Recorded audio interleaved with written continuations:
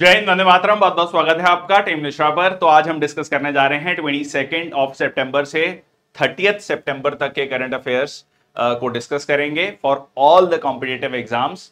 काफी comprehensively the idea is very clear कि पूरे एक हफ्ते के जो सबसे इंपॉर्टेंट न्यूज हैं उनको हम कवर कर लें और इन्हीं जो पूरे सितंबर मंथ के करंट अफेयर्स होंगे उसको लेकर जो क्विज होगा, मंथली क्विज होगा, वो बाय 10 अक्टूबर जो है वो वेबसाइट पे अपलोड हो जाएगा।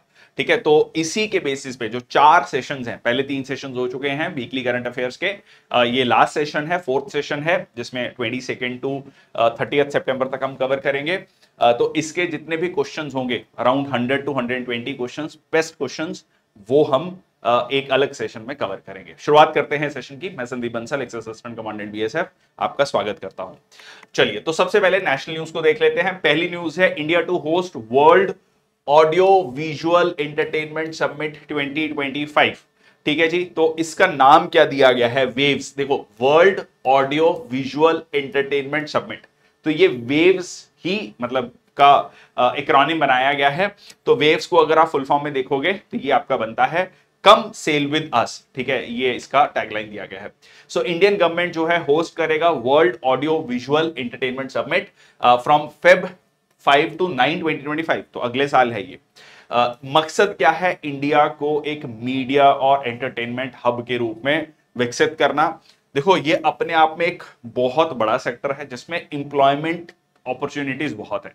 देखो, कोई भी सेक्टर को ना, जब कोई सरकार बहुत ज्यादा फोकस कर रही होती है तो उसका ना एक बैक ऑफ द माइंड में 2-3 चीजें होती हैं। एक तो ये होता है कि सबसे पहले इंप्लॉयमेंट जनरेट हो, हमारे स्थानीय लोगों को इंप्लॉयमेंट मिले। जैसे अगर हम एक एग्जांपल देखें तो जो हमारी फिल्म इंडस्ट्री है, मान लो बॉलीवुड है, या जो हमारी रीजनल फिल्म इंडस्ट्रीज हैं साउथ की, खासकर आज के समय पर, वो बहुत बड़े स्तर पर जो है एक मनी जनरेट करते हैं, इनकम जनरेट करते हैं, बहुत सारे लोगों को जो है जॉब्स प्रोवाइड करते हैं, इंप्लॉयमेंट प्रोवाइड करते हैं।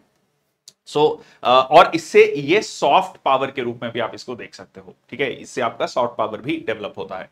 सो first of its kind global summit, जिसमें कि सारे एस्पेक्ट्स होंगे इंडस्ट्री के, promoted dialogue, trade partnership, innovation, इन सब पे फोकस किया जाएगा।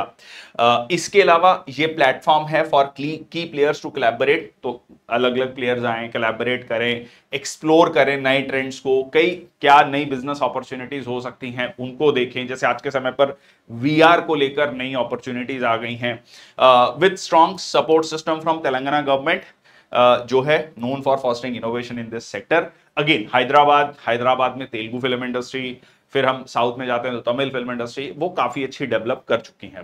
ठीक है, waves will also focus on sustainable production. Again यहां पर अब ये भी ध्यान रखना है हमें, सस्टेनेबल प्रोडक्शन मतलब इन्वायरमेंट का ध्यान रखते हुए। देखिए, आजकल आप देखते होंगे जब मूवीज आती हैं तो उसमें लिखा रहता है कि no animals had been harmed in this particular movie while making this movie, या मतलब किसी भी जानवर का नुकसान नहीं किया गया है जब ये बनाया गया है। इवन दो मूवी में दिखाया गया हुआ तो वो विजुअल इफेक्ट से दिखाया गया है, एक्चुअल में किसी जानवर को नुकसान नहीं पहुंचाया गया है। तो ये छोटी छोटी चीजें हैं। ठीक है, मार्केट स्ट्रेटजीज क्या है, एआई का इंपैक्ट क्या है कंटेंट क्रिएशन पर, इन सब के बारे में चर्चा होगी।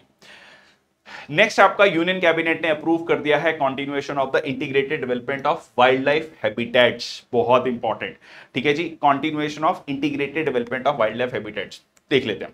अब ये जो स्कीम है for the 15 finance commission cycle के लिए की गई है, सेंट्रली स्पॉन्सर्ड स्कीम है। ये सेंट्रली स्पॉन्सर्ड स्कीम का मतलब होता है सेंट्रल गवर्नमेंट और स्टेट गवर्नमेंट मिलकर फंडिंग करते हैं। ठीक है, एक होता है सेंट्रल सेक्टर स्कीम जिसमें 100% फंडिंग होती है सेंट्रल गवर्नमेंट के द्वारा। So manage by the ministry of environment, forest and climate change.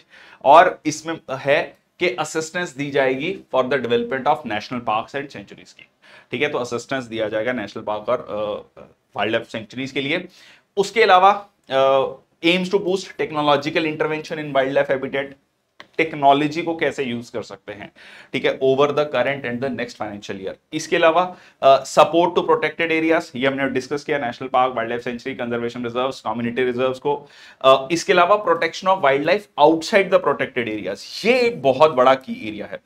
बहुत सारे कंजर्वेशनिस्ट या इन्वायरमेंटलिस्ट ये कहते हैं कि बहुत सारे जीव जंतु ना national park, wild life sanctuaries के बाहर आते हैं, बायोस्फीयर रिजर्व्स के बाहर आते हैं, जो प्रोटेक्टेड एरियाज है उनके बाहर है।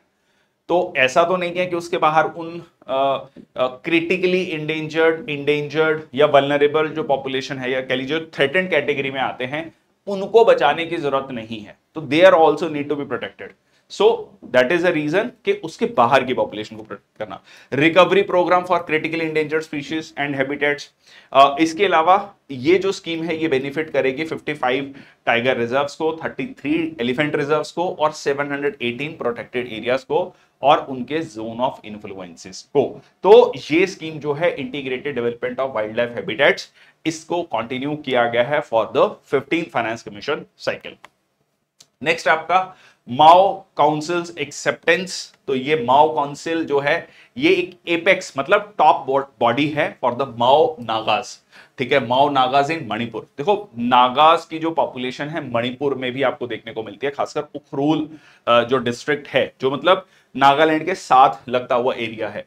Accepted the Tenyimia people organisation, again वहां की एक लोकल ऑर्गेनाइजेशन है, प्रेसिडेंशियल काउंसिल्स रूलिंग।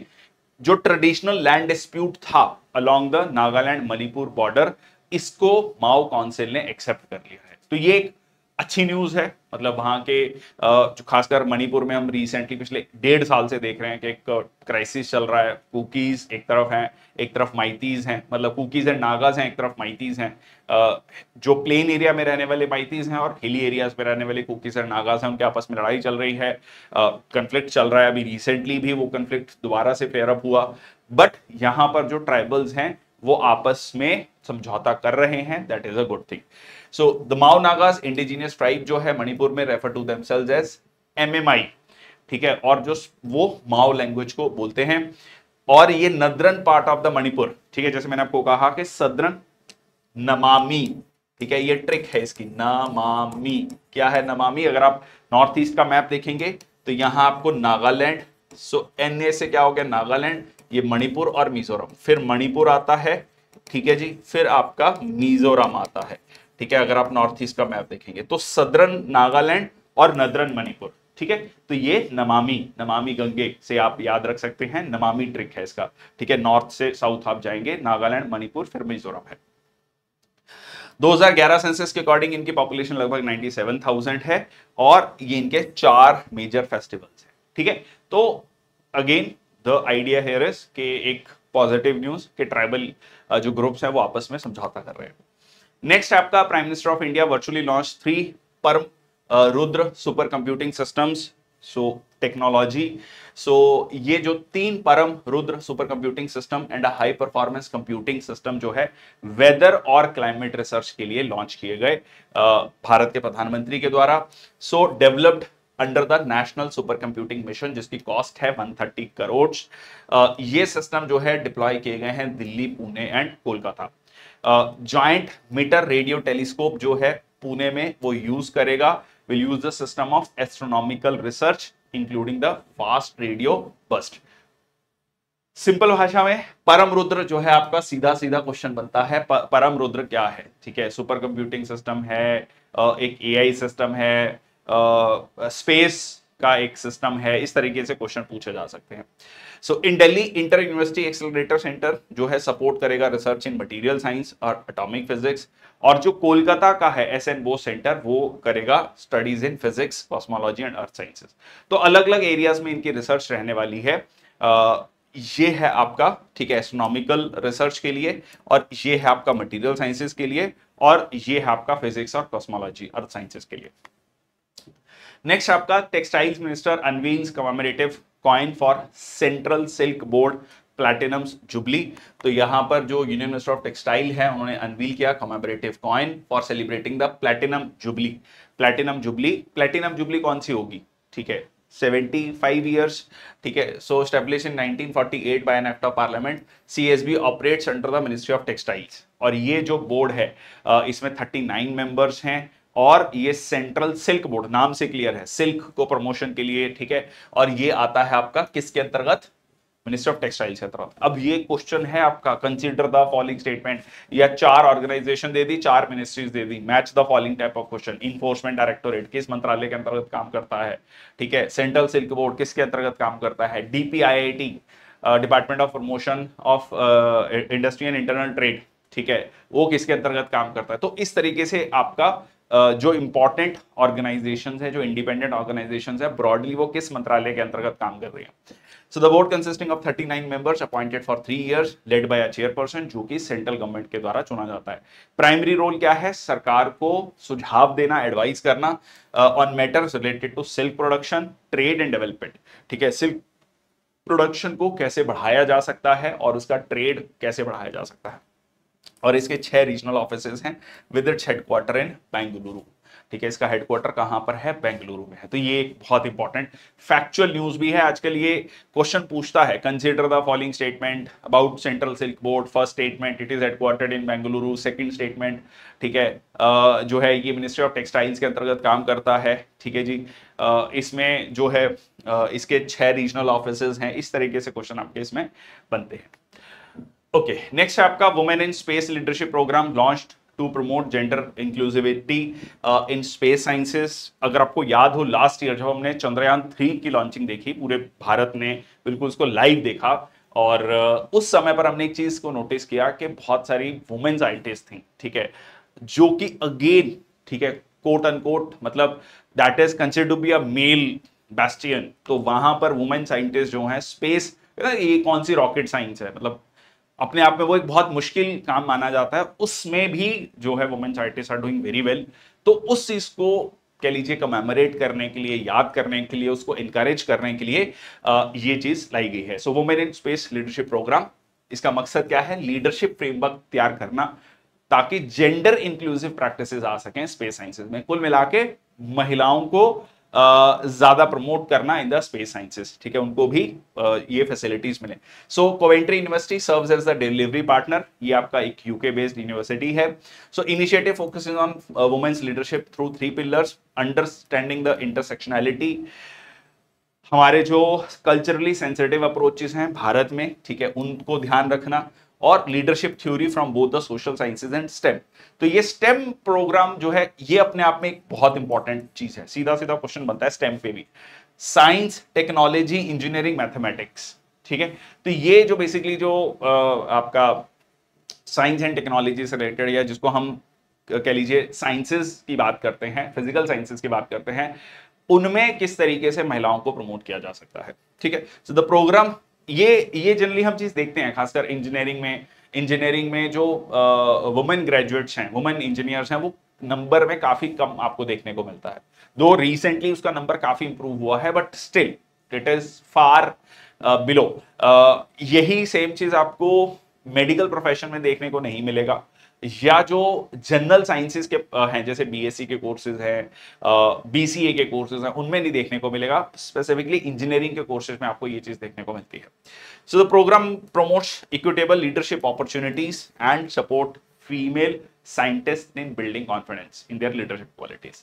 ठीक है जी, और आईस्टेम क्या है, Indian science technology engineering facilities map initiative है, office of principal scientific adviser to the government of India, और ये डेवलप किया जा रहा है with the concept of one nation one portal. अगर आपको याद हो, ये मैंने लास्ट जो वीकली सेशन था उसमें डिस्कस भी किया था। इसका मकसद क्या है, एक पोर्टल होगा, एक सब्सक्रिप्शन आप लेंगे, और जितने भी इंडिया में रिसर्च इंस्टीट्यूशंस हैं, उनके जो ऑनलाइन पेपर्स हैं, जर्नल्स हैं, उनको एक्सेस कर सकेंगे। ठीक है, द आइडिया इज कि बहुत वास्ट जो हमारे पास नॉलेज है, रिसोर्सेज हैं, उनका एक्सेस मिल सके लोगों को। ठीक है, दैट इज द आइडिया। चलिए नेक्स्ट आपका, India achieves 100-day target of 100 Nagar Vans under the urban greenery initiative.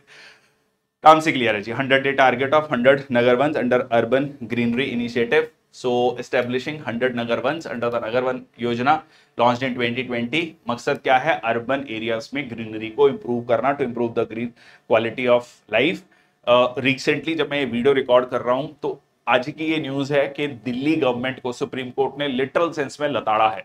Delhi सरकार में जो सेक्रेटरी हैं फॉरेस्ट डिपार्टमेंट के, उनको लताड़ा है कि भाई साहब, आप जो ग्रीन कवर है उसको लेकर कोई काम नहीं कर रहे हैं, लग रहा है कि आप काम करना ही नहीं चाहते हैं। तो it is very very important, जिस तरीके से pollution level, air pollution level बढ़ता जा रहा है, एयर क्वालिटी इंडेक्स हमारा लगातार पुअर है। ऑलरेडी खबरें आनी शुरू हो चुकी हैं कि एयर क्वालिटी इंडेक्स पुअर जा रहा है क्योंकि सर्दियां आ रही हैं, वो धीरे धीरे बिल्डअप हो रहा है। तो ये सारी चीजें जो हैं बहुत इंपॉर्टेंट हो जाती हैं, ठीक है, ये वाले ऐसे प्रोग्राम बहुत इंपॉर्टेंट हो जाते हैं। So the scheme provide 4 lakh per hectare for creating and maintaining urban forest, ठीक है जी, promoting citizen and stake holder involvement. तो 4 लाख रुपए पर हेक्टेयर दिया जाएगा टू मेंटेन दिस फॉरेस्ट, ठीक है जी, for creating and maintaining this forest. So Nagar Van areas range from 10 to 50 hectares, ठीक है, 10 to 50 hectares, and the initiative covers all cities with municipal corporation, municipalities and urban local bodies. तो ये उन सब में जहां पर म्युनिसिपल कॉर्पोरेशंस हैं, म्युनिसिपल कह लीजिए म्युनिसिपैलिटीज और अर्बन लोकल बॉडीज हैं, उनमें ये लाया जाएगा। नेक्स्ट आपका Mankidia community became the 6th particularly vulnerable tribal group, ठीक है जी, ये जो है आपका एक पर्टिकुलरली वल्नरेबल ट्राइबल ग्रुप है उड़ीसा से। देखो ये पीवीटीजी क्या होता है ये भी समझ लो। देखो ये पीवीटीजी एक ग्रुप है, धिबार कमीशन इसको लेकर बना था, जिसमें देखा गया कि जो शेड्यूल्ड ट्राइब्स हैं, अनुसूचित जनजाति हैं, उनमें भी कुछ जनजातियां ऐसी हैं, शेड्यूल्ड ट्राइब्स ऐसे हैं जो सबसे ज्यादा पिछड़े हुए हैं, ठीक है। कुछ scheduled tribes main stream society के साथ जुड़ गई हैं, उनमें एजुकेशन लेवल, एम्प्लॉयमेंट लेवल काफी अच्छा इंप्रूव हुआ है, but there are certain categories, certain tribes, ठीक है, certain categories of tribes which have lagged behind.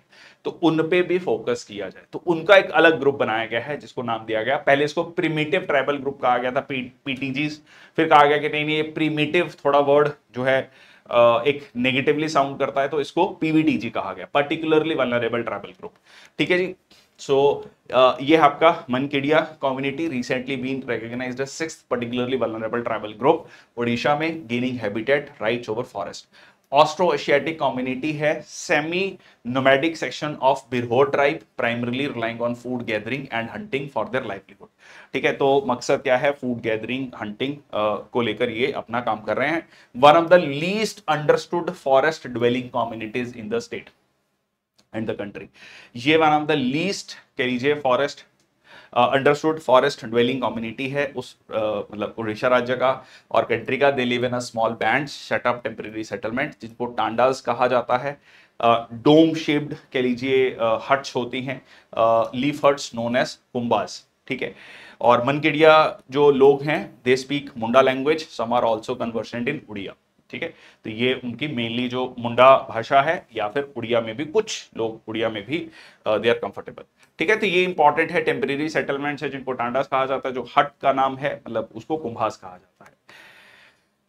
चलिए आगे चलते हैं स्टेट न्यूज में। सो पहले है आपका मिजोरम ने लॉन्च किया है बाना किया स्कीम, ठीक है, to support farmers and entrepreneurs, ठीक है जी। बाना किया स्कीम अगेन बहुत क्लियर है कि एंटरप्रेन्योर्स को, फार्मर्स को सपोर्ट करना, उनको फाइनेंशियल असिस्टेंस देना ताकि उनकी इकोनॉमिक ग्रोथ, आर्थिक विकास हो सके, सेल्फ सफिशिएंसी।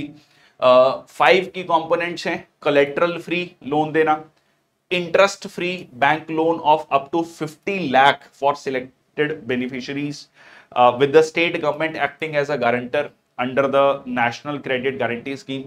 मतलब स्टेट गवर्नमेंट गारंटर बनेगा, मतलब इन केस ये जो भी व्यक्ति या ऑर्गेनाइजेशन ये पैसा लेगा और नहीं चुका पाता तो स्टेट गवर्नमेंट पैसा देगा। तो आप कहेंगे स्टेट गवर्नमेंट सपोर्ट कर रहा है कि आप काम करिए, ठीक है, आप इकोनॉमिक एक्टिविटीज करिए। So beneficiaries who consistently repay their loans may receive interest subvention of up to 100%, ठीक है। उन्होंने ये भी कहा है कि अगर आप अच्छा काम करेंगे पैसा आप तो इंटरेस्ट आपका 100% माफ कर देंगे। Additionally, the Chief Minister Special Category Scheme offers grant in aid of up to 1 lakh rupees to individual जो कि जिनको unable to secure loans but with viable livelihood projects, जिनके viable livelihood projects हैं, जिनको लोन नहीं मिल रहा है उनको 1 लाख रुपए तक की सहायता, बेसिकली छोटे लोन्स जैसे हम पीएम स्वनिधि योजना में देखते हैं, वैसे ही यहां पर भी ये प्रोजेक्ट लाने की कोशिश की गई है। ये जो लोन सिस्टम है may be the first of its kind in India. शंख एयर, ठीक है जी, नई एयरलाइंस लॉन्च होने जा रही हैं खासकर उत्तर प्रदेश के लिए। सो जो भी उत्तर प्रदेश के हैं थोड़ा सा खुश हो सकते हैं। India newest airline set to launch, ये एक अपने आप में खास बात है। आप समझो कि अभी तक जो हमारी एयरलाइंस थी, या तो हम कहते थे ये इंटरनेशनल एयरलाइंस हैं, नेशनल एयरलाइंस जैसे इंडिगो है, स्पाइस जेट है, तो ये जैसे दिल्ली से बॉम्बे, दिल्ली से कोलकाता, बेंगलुरु, इस तरीके की जो फ्लाइट्स हैं स्टेट के अंदर अंदर फ्लाइट्स की बात हो रही है, ठीक है। India newest airline by the end of 2024 following approval from the Civil Aviation Ministry, set to launch by the end of this year. ये डेवलपमेंट सिग्निफिकेंट है फॉर उत्तर प्रदेश, क्योंकि ये जो शंख एयर है it will become the state's first scheduled airline, ठीक है, establishing hubs in Lucknow and upcoming Noida international airport. तो ये जो विद इन स्टेट की जो कनेक्टिविटी है उसको इंप्रूव करेगा, ठीक है। The airline plans to focus both interstate and intrastate routes, ठीक है। तो इंटरस्टेट मतलब दूसरे राज्यों में भी जाएगा, पर इंट्रास्टेट देखो ये एक बहुत बड़ी प्रॉब्लम रही है। बहुत लोगों का ये कहना है, जैसे मान लो आपको नोएडा से जाना है वाराणसी, जो कि बाय रोड काफी मतलब कहते हैं ना दोनों ही राज्य के दूसरे कोने हैं, उसमें हो सकता है बाय रोड आपको आई थिंक 12 घंटे लग जाएं, ठीक है, ठीक है, आप ट्रेवल करके जा सकते हैं, ठीक है, बाय एयर ट्रेवल करके जाएं तो मे बी शायद 1 घंटे की फ्लाइट में आप पहुंच जाएंगे। Targeting regions with high demand and limited direct flight options, तो ये जो है उसको फोकस करेगा, ठीक है जी। चलिए नेक्स्ट आपका इंटरनेशनल न्यूज। इंटरनेशनल न्यूज में पहली जो है FATF report, financial action task force की रिपोर्ट आई है भारत को लेकर। बहुत अच्छी अच्छी बातें इन्होंने भारत को लेकर कही हैं। क्या कहा है देखते हैं, ठीक है जी। अभी रिसेंटली अगर आपको याद हो, फाइनेंशियल एक्शन टास्क फोर्स ने पाकिस्तान को ग्रे लिस्ट में रखा हुआ था, अभी रिसेंटली ग्रे लिस्ट से बाहर किया है। नॉर्थ कोरिया है, ईरान है, उनको ब्लैक लिस्ट में रखा हुआ है। तो ये करता गया है फाइनेंशियल एक्शन टास्क फोर्स, और इंडिया को लेकर इसने क्या क्या अच्छी बातें कही हैं देख लेते हैं। सबसे पहले इन्होंने कहा है कि इंडिया के एफर्ट्स को मतलब उसको शाबाशी दी है, सराहा है। उन्होंने कहा है कि इंडिया ने जो इलीगल फाइनेंस को रोकने के लिए काम किया है, including money laundering and terror funding, और India has been placed in FATF's highest rating category, ठीक है, रेगुलर फॉलोअप, ठीक है, रेगुलर फॉलोअप कैटेगरी मतलब हम रेगुलरली उसको फॉलोअप कर रहे हैं, रेगुलरली उस पर काम कर रहे हैं, along with G20 nations like UK, France and Italy। FATF report ने यह भी कहा कि इंडिया का जो सिग्निफिकेंट प्रोग्रेस है फाइनेंशियल इंक्लूजन में, डबलिंग बैंक अकाउंट एक्सेस, मतलब I think doubling would be the wrong word, क्योंकि पिछले 10 साल में हमने 53 करोड़ बैंक अकाउंट्स खोले हैं, 53 करोड़, ठीक है। यूएस की पॉपुलेशन 35 करोड़, ठीक है, यूरोप की पॉपुलेशन से ज्यादा। So promoting digital payments again, UPI, enhancing financial transparency, तो ये कहीं ना कहीं एक significant progress भारत ने इसमें की है। India has also achieved positive results in international cooperation, क्योंकि देखो इंडिया के साथ बहुत सीधा सीधा भारत एक बात कहता है कि टेररिज्म को लेकर अगर कोई देश सबसे ज्यादा, या कुछ ऐसे देश अगर हम गिने जो सबसे ज्यादा प्रभावित रहे हैं पिछले 50 साल में, 60-70 साल में, उनमें से भारत एक देश है, ठीक है। और वो thanks to our neighbouring countries, खासकर the can say the neighbouring country Pakistan. तो टेररिज्म को रोकना जो है it is the first condition अगर हम इंडिया को एक डेवलप्ड कंट्री बनाना चाहते हैं, one of the very important condition.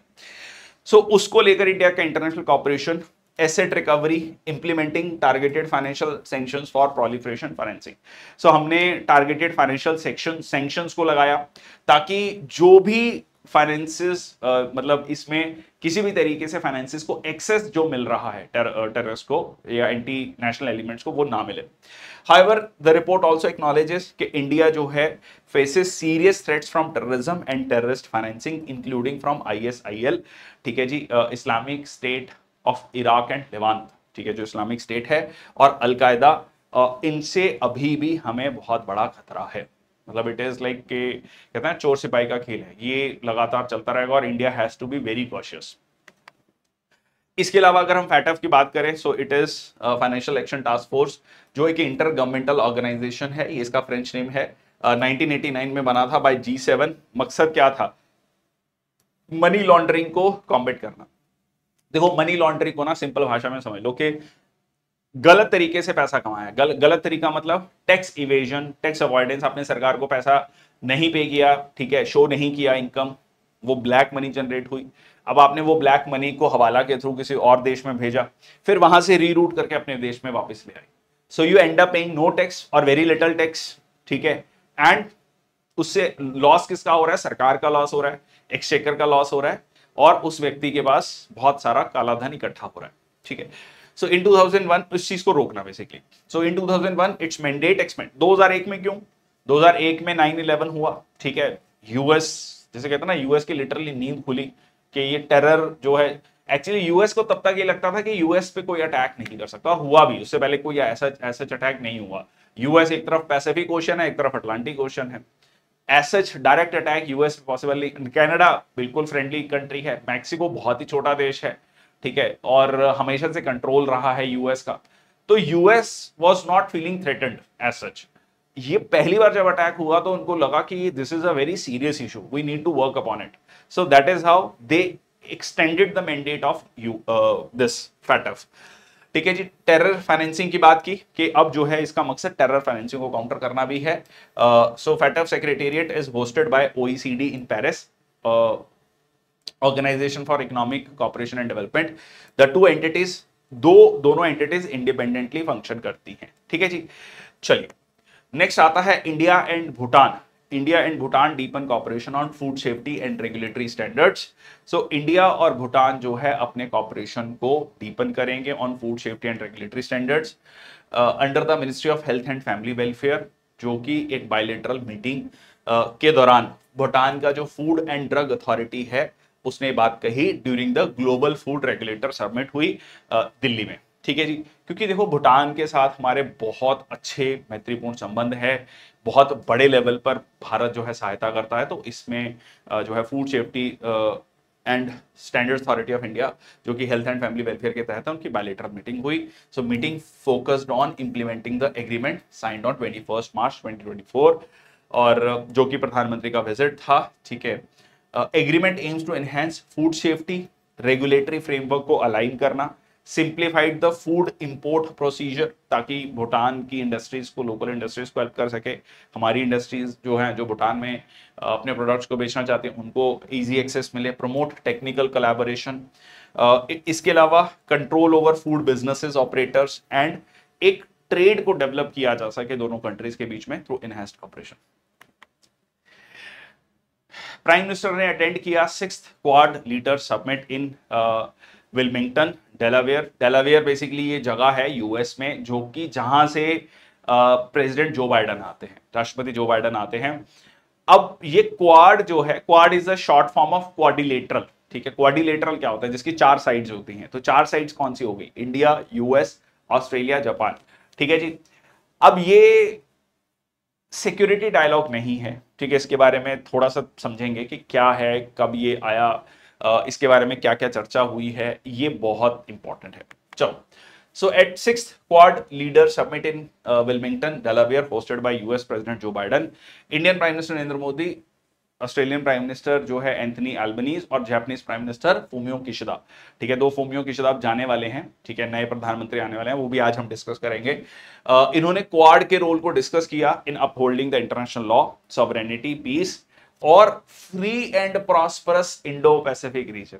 मैं हमेशा बोलता हूं कि इंडो पैसिफिक रीजन का मतलब चाइना को टारगेट है, ठीक है। मतलब वो डिप्लोमेसी में ना बहुत सारी चीजें कही जाती हैं, ठीक है, और नहीं भी कही जाती, जैसे गाना नहीं है, कुछ ना कहो कुछ भी ना कहो, तो वो वाली कहानी है, कुछ ना कहो समझ आ रहा है, ठीक है, read between the lines. Key initiatives included quad cancer moonshot, तो इसमें to combat cervical cancer in the Indo Pacific region, तो जो है ये सर्वाइकल को लेकर बातचीत होगी। Maritime initiative for training in the Indo Pacific, ठीक है, जिसका नाम क्या दिया है, मैत्री, है ना, मैत्रीपूर्ण संबंध, ठीक है, friendly relations. Maritime initiative for training in the Indo Pacific. उसके बाद है quad at sea ship observer mission, quad at sea ship observer mission for maritime safety. Again तो आइडिया यही है कि इंडो पैसिफिक रीजन में, साउथ चाइना सी में, literally जिसमें चाइना की दादागिरी चल रही है, ऊपर जापान है, उधर ऑस्ट्रेलिया भी है, ऑस्ट्रेलिया के साथ ट्रेड करना बहुत इंपॉर्टेंट रूट है वो, और ऊपर जापान का फ्री ट्रेड करना बहुत इंपॉर्टेंट है, और इंडिया के लिए भी बहुत इंपॉर्टेंट है, खासकर जैसे स्ट्रेट ऑफ मलक्का के थ्रू सिंगापुर और south east Asia, Australia, Japan के साथ ट्रेड करना, वही रूट है। तो ये देखा गया कि अगर चाइना की डोमिनेंस बढ़ेगी तो इन देशों के लिए फ्री फेयर ट्रेड करना मुश्किल हो जाएगा। तो that is why they are saying कि हमें वहां पर क्या करना है, अपनी मैरीटाइम सिक्योरिटी को ठीक करना है, मैरीटाइम सेफ्टी को इंश्योर करना है। Quad ports of the future partnership for resilient port infrastructure. तो उसके अलावा पोर्ट्स, क्वाड के जो पोर्ट्स हैं वो कैसे डेवलप होंगे, और उसका इंफ्रास्ट्रक्चर वो कैसे डेवलप किया जाएगा, तो मैरीटाइम सिक्योरिटी। तो अल्टीमेटली आइडिया इज ट्रेड को भी इंश्योर करना, ठीक है, फ्री एंड फेयर ट्रेड को इंश्योर करना। उसके अलावा cooperation on semiconductor supply chains, digital public infrastructure. देखो चाइना को टारगेट करना, अभी रिसेंटली ये 2020 के बाद, खासकर जब कोविड आया, कोविड के बाद जो देखा गया कि दुनिया भर की सेमीकंडक्टर्स की नीड कौन पूरा कर रहा है, चाइना कर रहा है, और उस पर बहुत ज्यादा डिपेंडेंसी है चाइना पर। तो ये इसीलिए इसको थ्योरी को नाम दिया गया कि भाई चाइना से बाहर आनी चाहिए सारी चीजें, मतलब चाइना पर ओवर डिपेंडेंस नहीं होना चाहिए। There should be some other countries जिनमें सेमीकंडक्टर्स की मैन्युफैक्चरिंग हो रही है, जिसको कहा गया चाइना प्लस वन स्ट्रेटजी, ठीक है, या जिसको डी कपलिंग थ्योरी भी कहा गया, ठीक है, डी कपलिंग थ्योरी। तो अब ये डी कपलिंग मतलब उससे हटना दूर, चाइना प्लस वन का मतलब कि और भी देश होने चाहिए। तो उसमें इंडिया एक बहुत इंपॉर्टेंट, कह लीजिए, प्लेयर के रूप में आता है जो उसको चैलेंज कर सकता है। वियतनाम के बारे में मैंने पहले भी चर्चा की थी कि बहुत सारे देश कह रहे हैं कि वियतनाम है जी, वियतनाम धीरे धीरे डेवलप हो रहा है, पर वियतनाम में एक चीज निकल कर आ रही है, एक नई रिसर्च निकल कर आ रही है कि बहुत सारे चाइनीज इन्वेस्टर्स और चाइना सरकार की मदद से वो कंपनीज खोल रहे हैं। कहां पर? वियतनाम में, जॉइंट वेंचर्स, ठीक है। फंडिंग कहां से है? चाइना से है। नाम क्या है? वो वियतनामीज कंपनी है। भाई कंपनी का नाम वियतनामीज है, रजिस्टर वो वियतनाम से, पीछे पैसा किसका है? पैसा वो चाइना का है। तो अब वो लग रहा है कि जी मेड इन वियतनाम, वो प्रोडक्ट पे ठप्पा किसका लग गया? Made in Vietnam. पर वो एक्चुअली मेड इन वियतनाम नहीं है, वो एक तरीके से चाइना का ही माल है, ठीक है। जो चाइना इज लाइक कि चाइना ये समझ रहा है कि हमसे आप प्रोडक्शन धीरे धीरे कम कर रहे हो, ओके, हम रीरूट कर देते हैं, हम अपना पैसा वियतनाम भेज देंगे। Vietnam is a small country, ठीक है। वियतनाम का अगर आप एक्सटर्नल लोन देखोगे, उसका major portion, I am not able to recall the exact number, but it was around 40 to 50%। इतना बड़ा एक्सटर्नल लोन का हिस्सा वो चाइना से ही ले रखा है। मतलब they are like on a broader level, on a major level, they are dependent upon China, ठीक है। कल को चाइना अगर हाथ खींच लेगा तो literally there economy will collapse. तो अब ये समझ आ गया कि वियतनाम भी एक अच्छा ऑप्शन नहीं है। अच्छा, बांग्लादेश था, बांग्लादेश में पॉलिटिकल क्राइसिस देखा, ठीक है। Then comes the India also, ठीक है, ओके। अब इसमें ना एक और भी चीज है, इस पूरी जियोपॉलिटिक्स में एक और चीज है। मैं थोड़ा समय ज्यादा ले रहा हूं क्योंकि ये क्वाड ना बहुत इंपॉर्टेंट है। इससे इट इज लाइक ये इतना इंटर कॉम्प्लेक्स वेब है, ये जो यूएस है जो फ्रेंड लग रहा है, पर एक्चुअल में वो, उसको भी आप बहुत क्लियरली फ्रेंड की कैटेगरी में रख सकते हो, बट नहीं भी रख सकते हो।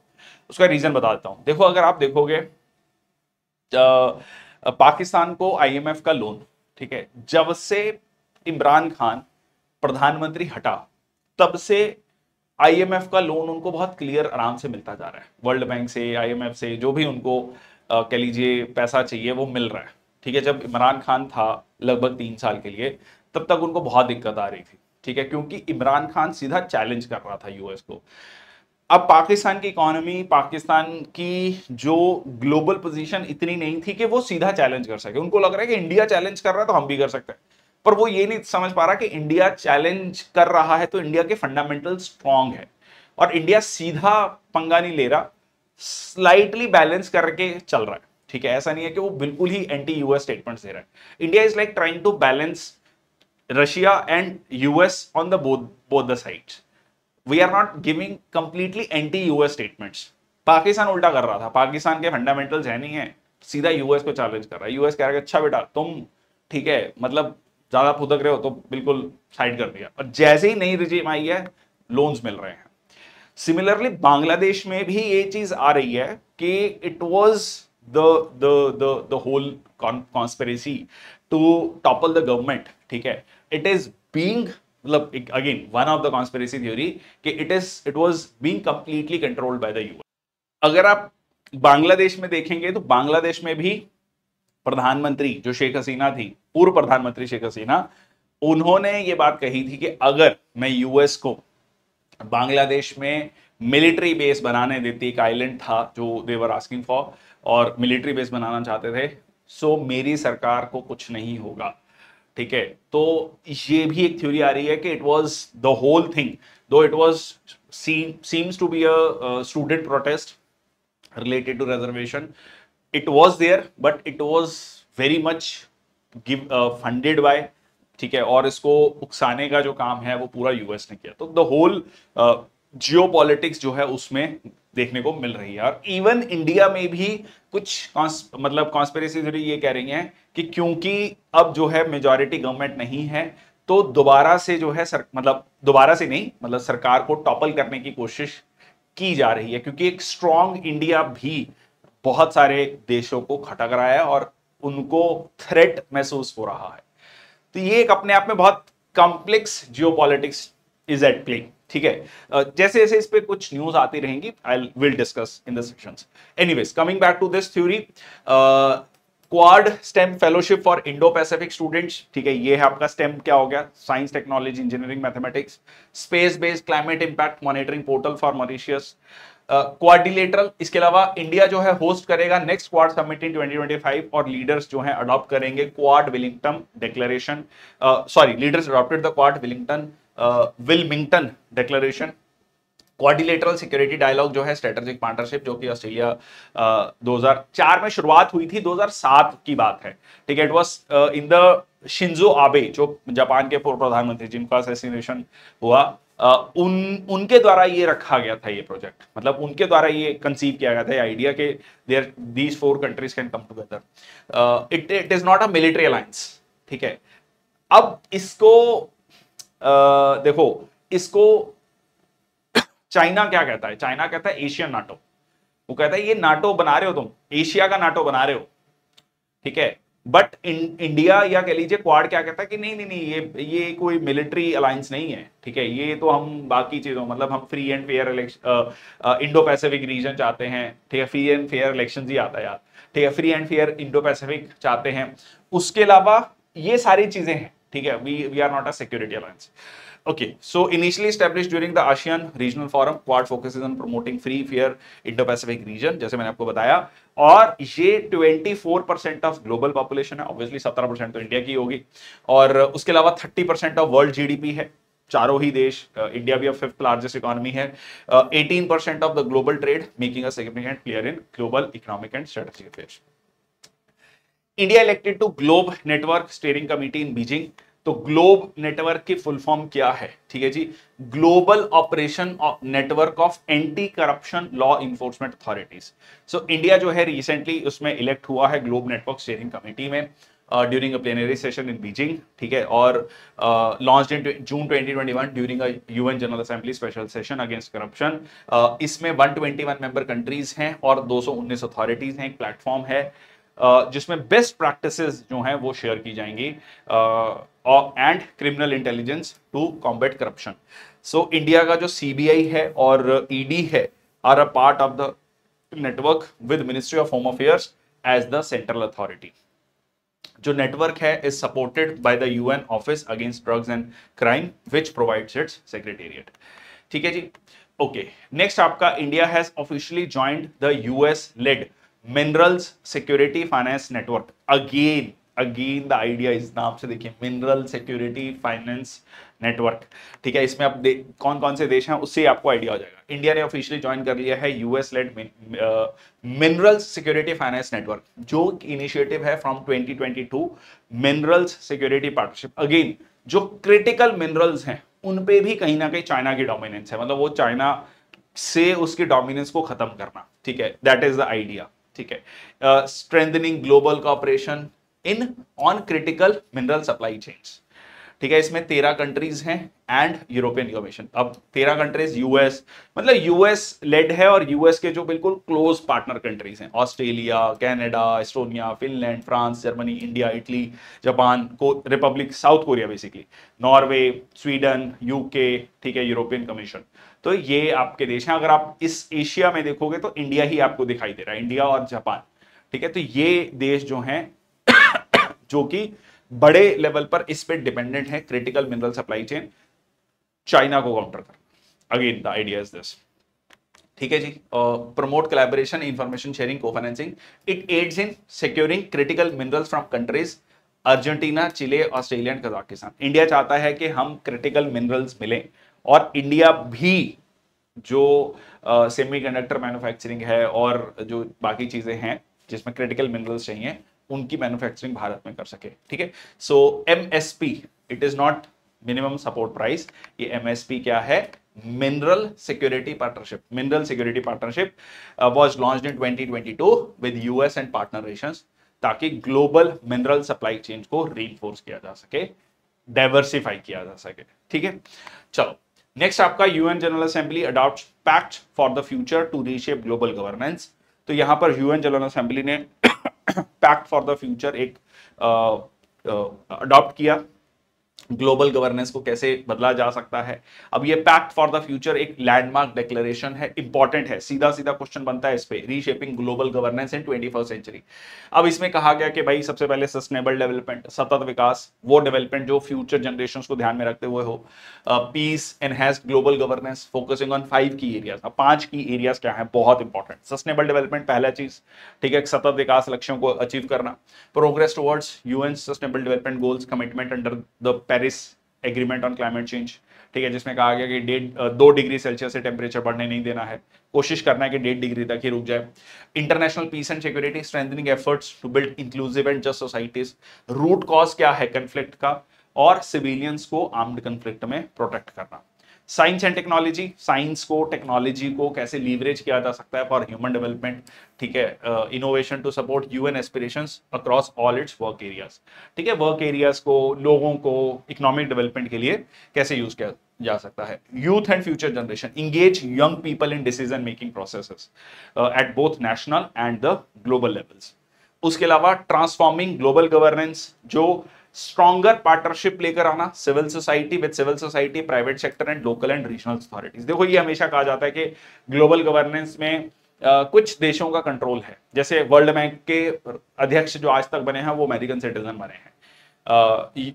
आईएमएफ का जो भी आज तक अध्यक्ष बना है, हेड बना है आईएमएफ का, वो यूरोपियन सिटीजन ही बना है, यूरोप का ही व्यक्ति बना है, किसी और कॉन्टिनेंट का व्यक्ति नहीं बना है। तो ये सारी चीजें जो हैं ग्लोबल गवर्नेंस नहीं है। ठीक है, एक सर्टन कंट्रीज का ही उसमें डोमिनेंस है। तो वो जो है वो कह रहा है कि स्ट्रॉन्ग पार्टनरशिप होना चाहिए सिविल सोसाइटी, प्राइवेट सेक्टर, इन सब के साथ। नेक्स्ट आपका Australian researchers discover MAPCIS impact crater revolutionising earth geological history. तो यहां पर ऑस्ट्रेलिया के रिसर्चर्स ने एक मैसिव इंपैक्ट क्रिएटर जो है फाइंड आउट, डिस्कवर किया है, जिसका नाम है MAPCIS, massive Australian pre cambrian impact structure. ठीक है, which could revolutionise our understanding of earth geological history. इसका जो कह लीजिए एरिया है that is 600 kilometres across central Australia, और इसको नॉन कंसेंट्रिक कॉम्प्लेक्स क्रिएटर कहा गया है। ठीक है, मतलब एक इंपैक्ट हुआ है 600 किलोमीटर का। The impact is believe to have occurred at the end of AD current period. ठीक है, बिटवीन 635 एंड 540, मतलब लगभग आज से 63 करोड़ साल पहले। ठीक है, 63 से 54 करोड़ साल पहले ये है आपका AD current period, if you can see over here. ठीक है, सो 6, ठीक है जी, okay. Crater features deposits of pseudo-tachelite breccia, that is melt rock, shocked minerals like leucidolite, shocked diamond and high concentrations of iridium। तो कुछ certain minerals हैं जो यहाँ पर आपको मिल रहे हैं and providing invaluable insights into Earth's geological and biological evolution। तो इससे हमें इवोल्यूशन ऑफ अर्थ को स्टडी करने में बेहतर मदद मिलेगी इस पर्टिकुलर रिसर्च से। नेक्स्ट है हमारा prime minister Modi addresses 79th UN General assembly in New York. क्या कहा यहां पर प्रधानमंत्री मोदी ने, बहुत इंपॉर्टेंट है, इसके बारे में चर्चा करेंगे। यूनाइटेड नेशन जनरल असेंबली क्या है, इसमें और क्या क्या चीजें डिस्कस हुई, इसका थीम क्या था, ये भी देख लेते हैं। चलिए, तो सबसे पहले हम देख लेते हैं कि क्या हाइलाइट्स हैं प्राइम मिनिस्टर मोदी की स्पीच की। पहली चीज है collective strength for global piece. इन्होंने कहा कि ह्यूमैनिटी सक्सेस जो है वो, मतलब मानवता की जो कह लीजिए सक्सेस है वो डिपेंड करती है कलेक्टिव स्ट्रेंथ पे रादर देन कॉन्फ्लिक्ट। खासकर वो इशारा कर रहे थे रशिया यूक्रेन वॉर है, इजराइल हमास, इजराइल लेबनान या हिजबुल्लाह जो युद्ध चल रहा है उसको ध्यान में रखते हुए बात कही गई। He called in for reform in global institutions, ताकि एक लास्टिंग पीस और सस्टेनेबल डेवलपमेंट इंश्योर की जा सके। इसके अलावा नए कंफ्लिक्ट एरियाज की उन्होंने बात की कि जो ट्रेडिशनल टेररिज्म के जो थ्रेट्स हैं उसके अलावा cyber threat, maritime threat, space, ये कुछ इमर्जिंग थ्रेट्स हैं और बहुत जरूरी है कि डिजिटल गवर्नेंस को लाया जाए और इंश्योर किया जाए कि टेक्नोलॉजी का रिस्पॉन्सिबल यूज हो। मतलब कहीं ना कहीं एआई है, रोबोटिक्स है, खासकर एआई का जो है रिस्पॉन्सिबल यूज हो। कमिटमेंट टू सस्टेनेबल डेवलपमेंट, तो यहां पर कमिटमेंट टू सस्टेनेबल डेवलपमेंट की बात की गई कि जो है highlighting India success in reducing poverty, prime minister Modi express countries readiness to share its sustainable development experiences with the global south. और यहां पर जो हम बात करते हैं one earth one family one future, ठीक है, जो इंडिया का विजन है as seen in initiatives like one earth one health, ठीक है। देखो वन अर्थ वन हेल्थ ये सीधा सीधा कहता है कि ह्यूमन बींग्स की जो हेल्थ है, प्लांट्स की और एनिमल्स की हेल्थ, ये इंटरडिपेंडेंट है, ठीक है। इस तरीके का एक चार्ट बनाया जाता है कि ये तीनों एक दूसरे से जुड़ी हुई हैं। One earth one family one future की बात जो खासकर हमने G20 जो इंडिया में जो हमने सबमिट हुई उसमें हमने अपना कह लीजिए टैगलाइन था, मोटो था। ग्लोबल गवर्नेंस रिफॉर्म्स, इसको लेकर बहुत सीधा सीधा कहा गया कि यूनाइटेड नेशन सिक्योरिटी काउंसिल में रिफॉर्म्स की जरूरत है। दुनिया के बहुत सारे देशों ने भारत की अध्यक्षता को लेकर, मतलब सिक्योरिटी काउंसिल में परमानेंट मेंबर को लेकर जो है सपोर्ट किया। यूके ने, फ्रांस ने, बहुत सारे देशों ने जो है इसको सपोर्ट किया। Aligning with the India's aspiration for a permanent seat, he cited the inclusion of African Union in the G20 as a positive step towards inclusive global governance. तो उसका श्रेय जो है कहीं ना कहीं भारत लेता है कि हमने जो है हमारे कोशिशों से अफ्रीकन यूनियन जो है G20 का मेंबर बन गया, अब G21 हो चुका है। Digital infrastructure for global benefit, तो कहीं ना कहीं हमने जिस तरीके से डिजिटल इंफ्रास्ट्रक्चर को प्रमोट किया है पिछले 10 सालों में, ऐसा उन्होंने कहा। Necessity for global initiative to match ambitious goals across cyber, maritime and space security, और इंडिया के डिजिटल इंफ्रास्ट्रक्चर को यूज किया जा सकता है फॉर ग्लोबल गुड। सीधा सीधा हम कोशिश कर रहे हैं यूपीआई को ज्यादा देश एक्सेप्ट करें, प्रमोट करें, तो सीधा सीधा इंडिया का जो यूनिफाइड पेमेंट इंटरफेस है वो बढ़ेगा। सो ये जो है जो समिट थी, समिट ऑफ द फ्यूचर था United nation general Assembly New York में। इसका जो थीम था वो था multilateral solutions for better tomorrow, और ये आपका एस्टेब्लिश किया गया 1945 में under the charter of United Nations. Headquarter इसका न्यूयॉर्क में है। United nation general Assembly one of the 6 principal organs में आता है, और ये एक यूनिक फोरम है मल्टीलेटरल डिस्कशन का, क्योंकि इसमें वन कंट्री वन वोट का प्रिंसिपल है। सारे देश इसमें आते हैं, covered by the charter of united nation. Each member state of the united nation has an equal vote, ठीक है। One country one vote principle है। United nation general assembly also make key decision for the UN including appointing for the secretary general recommendations, जो कि आपका security council पे based है। और बाद में जो है यूनाइटेड नेशन का secretary general, United nation general assembly का प्रेसिडेंट, वो यूनाइटेड नेशन जनरल असेंबली के मेंबर्स के द्वारा, जो सारे कंट्रीज हैं उनके द्वारा ही चुना जाता है। 79 से जो सेशन था वो चेयर किया था कैमरून के प्रेसिडेंट फिल्मोन यांग ने, और थीम था living no one behind, acting together for the advancement of peace, sustainable development and human dignity, ठीक है, प्रेजेंट और फ्यूचर जनरेशन के लिए। नेक्स्ट आपका इंडिया और उज्बेकिस्तान ने बायलैटरल इन्वेस्टमेंट ट्रीटी साइन की ताशकंद में। यहां पर आप भारत के वित्त मंत्री को देख सकते हैं। सो बायलैटरल इन्वेस्टमेंट ट्रीटी ताशकंद में union finance minister Nirmala Sitharaman, Uzbek deputy PM जो है वहां पर थे। ट्रीटी में मकसद ये था कि इंडिया और उज्बेकिस्तान के जो इन्वेस्टर्स हैं उनकी प्रोटेक्शन, मतलब इंडिया के इन्वेस्टर उज्बेकिस्तान में जाएंगे या उज्बेकिस्तान के इन्वेस्टर्स इंडिया में आएंगे तो उनको कैसे प्रोटेक्ट किया जाए। Assuring free fair treatment, non discrimination and offering an independent arbitration, ठीक है, इंडिपेंडेंट आर्बिट्रेशन दिया जाए, ठीक है, सो दैट इज देयर। और फॉरम फॉर डिस्प्यूट रेजोल्यूशन, कि एक इंडिपेंडेंट आर्बिट्रेशन फॉरम होना चाहिए। और इसके अलावा इन्वेस्टमेंट जो है वो आपकी सेफगार्ड होंगी from expropriation, ensure transparency and allow us for compensation for losses. सीधा सीधा इन शॉर्ट इन्वेस्टर्स को प्रोटेक्ट करना, ठीक है जी, और इन्वेस्टमेंट को बढ़ावा देना। अच्छा, अब आप कहेंगे कि अच्छा उज्बेकिस्तान क्या इतना इंपॉर्टेंट देश है कि जहां से हम इन्वेस्टमेंट्स को सीख कर रहे हैं? क्या मतलब उनके पास उनकी इकोनॉमी इतनी अच्छी है? देखो उज्बेकिस्तान के पास मिनरल्स हैं, ठीक है, सेंट्रल एशिया का एक देश है, और सेंट्रल एशिया इंपॉर्टेंट है हमारे लिए जब हम international north south transport corridor की बात करते हैं। International north south transport corridor की बात करते हैं, तो जिसमें ईरान के थ्रू सेंट्रल एशिया के थ्रू होते हुए रशिया को कनेक्ट करने की बात करते हैं, तो उस केस में उज्बेकिस्तान काफी ज्यादा इंपॉर्टेंट हो जाता है। तो आपको समझना पड़ेगा कि it is not just investment के जो है हम उज्बेकिस्तान से इन्वेस्टमेंट चाह रहे हैं, हम it is like improving the relations for a like larger good.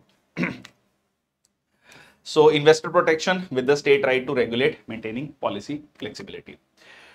Okay, what is Philadelphia corridor? Very, very, very, very, very important. मतलब मान के चलिए कि ये आपको एग्जाम में किसी ना किसी एग्जाम में कंफर्म मिलेगा। मैं क्यों इतना कॉन्फिडेंस से कह रहा हूं? क्योंकि इसके बारे में बहुत ज्यादा चर्चा चल रही है। मतलब दुनिया में एक कन्फ्लिक्ट जो कि बहुत ज्यादा कह लीजिए, इजराइल ने हमास पर हमला, हमास ने पहले इजराइल पे हमला किया लास्ट ईयर 7 अक्टूबर को, फिर इजराइल ने रिटेलिएटरी अटैक्स किए, हमास को काफी ज्यादा नुकसान पहुंचाया। अब उनका हिजबुल्लाह पर अटैक हमने देखा, किस तरीके से पेजर अटैक किया गया, वॉकी टॉकी से अटैक किया गया, कितनी प्लानिंग से वो अटैक किया गया। अब रिसेंटली उन्होंने हिजबुल्लाह का जो कमांडर है उसको भी मार गिराया, उससे पहले हमास का जो लीडर था हानिया, उसको मारा ईरान में जाकर। तो इतने जब अटैक्स हो रहे हैं, अब दुनिया भर के देश जो है पीस रेजोल्यूशन की बात कर रहे हैं, पीस की बात कर रहे हैं कि कैसे इस कन्फ्लिक्ट को बढ़ने से रोका जाए, क्योंकि अगर ये कन्फ्लिक्ट बढ़ता है तो हो सकता है कि ये फ्यूचर में वर्ल्ड वॉर 3 का रूप ले ले, ऐसा बहुत सारे कह लीजिए लोगों का मानना है, और ऐसे बहुत सारे एक्सपर्ट्स का कहना है कि अगर ये कन्फ्लिक्ट में कल को चाइना आता है, रशिया आता है, यूएस आ जाता है, फिर तो एक तरीके से वर्ल्ड वॉर 3 हो जाएगा। तो ऐसा ना हो। अब आप कहेंगे कि ये कहानी चली थी फिलाडेल्फिया कॉरिडोर से, वहां कहां पहुंच गई? ये फिलाडेल्फिया कॉरिडोर जो है काफी इंपॉर्टेंट है, जिसको इजराइल, अब आप देखो इतना इंपॉर्टेंट है कि इजराइल के प्रधानमंत्री इसको लेकर जो है प्रेजेंटेशन दे रहे हैं। अब इसकी इंपॉर्टेंस को समझो कि एक देश का प्रधानमंत्री, इजराइल का प्रधानमंत्री बेंजामिन नेतन्याहू बकायदा जो है प्रेजेंटेशन स्किल्स में इसके बारे में बता रहे हैं, तो इसलिए बहुत ज्यादा इंपॉर्टेंट है। चलो समझ लेते हैं क्या है ये। देखो फिलाडेल्फिया कॉरिडोर क्या है। सो अब इनकी डिमांड क्या है इजराइल की डिमांड है कंट्रोल ऑफ फिलाडेल्फिया नहीं, sorry, Philadelphia is there in US, I am really sorry, Philadelphia corridor है in any cease fire deal. उन्होंने कहा कि अगर कोई भी सीज फायर डील होगी तो हमें इस फिलाडेल्फिया कॉरिडोर का एक्सेस चाहिए। क्यों चाहिए और ये क्या है फिलाडेल्फिया कॉरिडोर? अब अगर आप ये देखो कि इजराइल है, इजराइल के ये है गाजा पट्टी, ठीक है, गाजा पट्टी जिसमें रफा के बारे में हमने देखा, रफा में बहुत सारी बॉम्बिंग हुई। अब ये रहा इजिप्ट का सिनाई पेनिनसुला, इसके बीच में ये जो आप रेड कलर का कॉरिडोर देख रहे हैं, दिस इज फिलाडेल्फिया कॉरिडोर। अच्छा, ये फिलाडेल्फिया कॉरिडोर क्या है? ये 2005 तक था इजराइल के कंट्रोल में, ठीक है जी। अब इजराइल, उसके बाद क्या हुआ कि ये जो है इजिप्ट के कंट्रोल में गया। इजिप्ट से कहा जाता है कि जो है ये हमास के कंट्रोल में चला गया, या फिर इजिप्ट ने उसको उतना स्ट्रांगली कंट्रोल नहीं किया। और इजराइल का मानना है कि इसी फिलाडेल्फिया कॉरिडोर का इस्तेमाल किया गया हमास के द्वारा जो है बहुत सारे हथियारों को इलीगली ट्रांसपोर्ट करने के लिए। मतलब इसको जो भी उनके पास हथियार, असला, बारूद है, वो इसी कॉरिडोर के थ्रू आया है। और इसको अगर आप सीज फायर डील चाहते हैं, बेसिकली वो चाहते, मतलब उनका मकसद क्या है, वो ये चाहते हैं कि फ्यूचर में हमास दोबारा से खड़ा ना हो पाए, क्योंकि ऐसा ना हो कि ईरान दोबारा से फंडिंग कर रहा है हमास को, या और देश फंडिंग कर रहे हैं, तो उसको वो चाहता है कि उनकी सप्लाई चेन को रोकना, मतलब किसी भी तरीके से हमास जो है उनको हथियार ना पहुंच सके।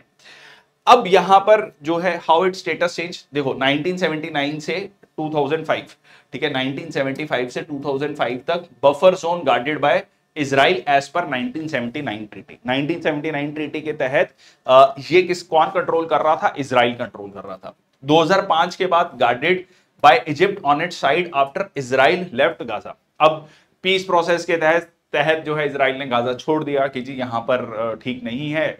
और अब जो है 2007 में ही हम जाकर देखते हैं कि जो है हमास का गठन होता है, हमास इस पर्टिकुलर कॉरिडोर को यूज करता है। ठीक है जी। So Israel army says it now controls the entire strip along the Egypt border with Gaza which was subject to 1979 Egypt Israel peace treaty. ठीक है, ये जो पीस ट्रीटी थी, अब जो है इजराइल का कहना है कि इस कॉरिडोर को, फिलाडेल्फी कॉरिडोर को पूरी तरीके से हम कंट्रोल करते हैं। अब देखो ये कॉरिडोर को देखो, ये कॉरिडोर इतना बड़ा है कई जगह कि बकायदा इसमें से जो है व्हीकल्स, 4 व्हीलर्स भी गुजर सकते हैं। सो 8.7 माइल बॉर्डर, ठीक है, ये 8.7 माइल बॉर्डर है गाजा और इजिप्ट के बीच में, जो कि हमास का स्ट्रेटेजिक लाइफलाइन था। Hamas use the tunnel maze beneath the border to smuggle weapons, money, fighters into Gaza. और इजराइल की जो डिफेंस फोर्सेस हैं has located and destroyed 150 tunnels. Israel की डिफेंस फोर्सेस ने इसको 150 टनल्स को डिस्ट्रॉय कर दिया है along the corridor so far, and some large enough for truck convoys to enter. ठीक है, तो ये है आपका मकसद यहां पर। आई होप आपको पूरा चीज क्लियर हो गया है।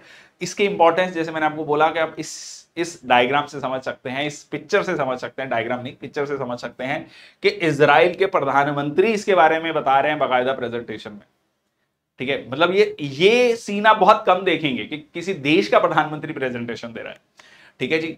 So Israel has faced significant pressure to relinquish control of Philadelphia corridor, 14 kilometer long, 100-meter wide strip of land along the Gaza border with Egypt.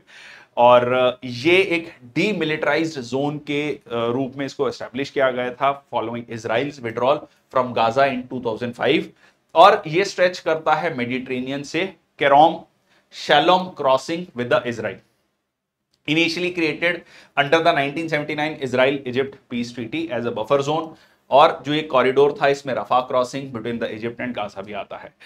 2005 में इजराइल और इजिप्ट एग्री किया कि जो इजिप्ट है वो सिक्योर करेगा इस बॉर्डर को, बट ऑब्वियसली इसको सिक्योर उन्होंने नहीं किया, ऐसा इजराइल का कहना है कि क्योंकि इसी के थ्रू जो हमास है वो अपने फाइटर्स को, ट्रूप्स को, असला बारूद, मनी, सारी चीजें लेके आ रहा था। Egypt currently maintain 1 kilometre buffer zone on it side with plan to expand it in further. ठीक है, तो ये कुल मिला के इसकी पूरी कहानी है। ये सीधा सीधा क्वेश्चन बनता है। Jordan becomes the first country in the world to eliminate leprosy. अब ये भी इंटरेस्टिंग है, इन्हीं के एक पड़ोसी देश में, मतलब इजराइल का पड़ोसी देश, पैलेस्तीन का पड़ोसी देश, एक देश है जॉर्डन जिसकी कैपिटल है अम्मान। उन्होंने, ठीक है जी, उन्होंने जो है इस चीज को कंट्रोल किया है। Jordan has become the first country in the world to eliminate leprosy, receiving official verification from the World Health Organization. The country shares borders with Syria to the north, Iraq to the east, Saudi Arabia to the west। ठीक है जी। And the capital and largest Amman, ठीक है, Amman, तमाम नहीं था, Amman. ठीक है। Leprosy और हांसन डिजीज जो है क्रॉनिक इन्फेक्शियस डिजीज है, जो कि स्किन को, नर्व्स को, आईज को, नोज को इंपैक्ट करता है, कुछ इस तरीके से आप देख सकते हैं। And caused by the bacteria mycobacterium leprae, it is curable with multi drug therapy। तो जॉर्डन जो है दुनिया का पहला देश बन गया है जिन्होंने लेप्रेसी को एलिमिनेट कर दिया है, और बाकायदा वर्ल्ड हेल्थ ऑर्गेनाइजेशन इनको जो है अप्रूव किया है। नेक्स्ट है इंडिया का फॉरेक्स रिजर्व रिकॉर्ड स्तर पर पहुंच गया है 692। अगर आपको याद हो, बहुत सारे बच्चे हैं जो मेरे को बहुत समय से करंट अफेयर्स को फॉलो कर रहे हैं।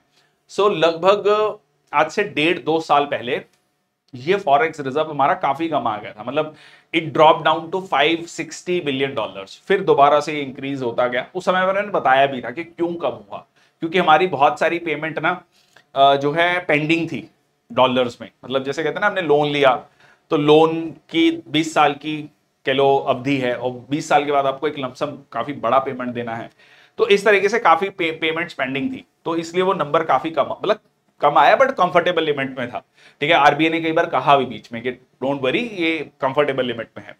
अब दोबारा से बढ़ना शुरू किया है। उसके पीछे एक कारण है कि कहीं ना कहीं हमारा ट्रेड बढ़ा है, ठीक है, इन्वेस्टमेंट्स आ रही हैं, और एक बहुत बड़ा फैक्टर जो है वो ये भी फैक्टर कहा जा रहा है कि हमारी जो डी डॉलराइजेशन की हमारी कह लीजिए पहल है, दो it's a very initial stages जिसमें हम रुपी को यूज कर रहे हैं, डॉलर को यूज ही नहीं कर रहे हैं।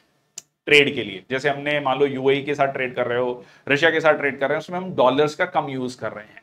So that is also the reason that dollars जो ये फॉरेक्स रिजर्व हमारा बढ़ता जा रहा है। और इसमें एक मतलब इसी से मैं मिलती जुलती एक और न्यूज ऐड कर देता हूं।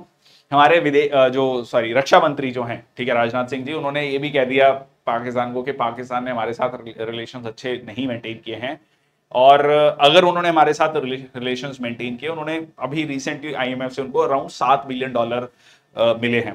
तो और बहुत टफ कंडीशन से मिले हैं, मतलब जो कंडीशंस हैं लोन की वो बहुत टफ हैं।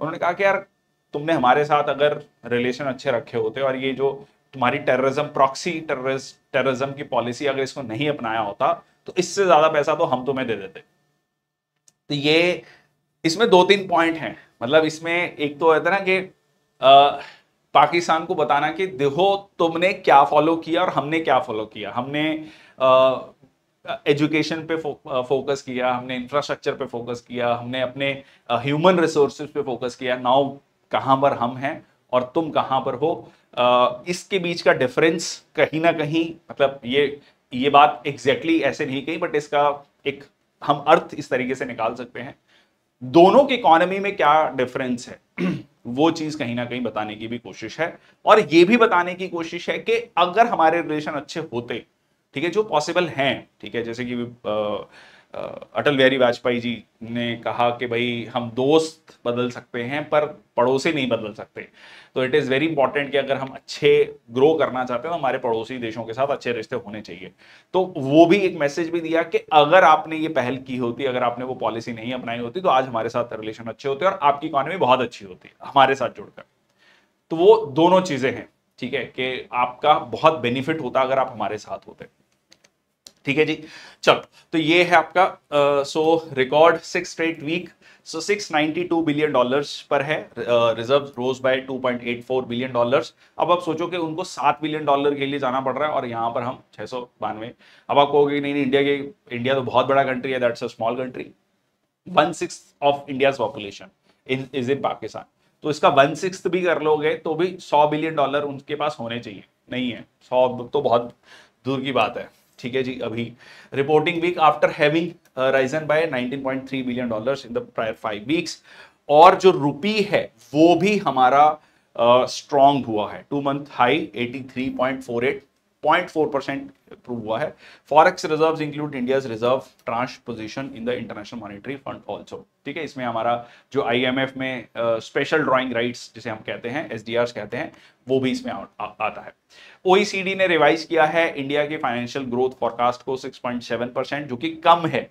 मतलब कईयों ने कहा है कि इंडिया 7% पे ग्रो करेगा, तो लेट्स सी। ठीक है जी, और जीडीपी जो ग्रोथ रेट है उन्होंने कहा है कि लाइक 23 में हमारी 7.8 थी, अब जो है 6.7% रहेगी, ऐसा ओईसीडी का कहना है।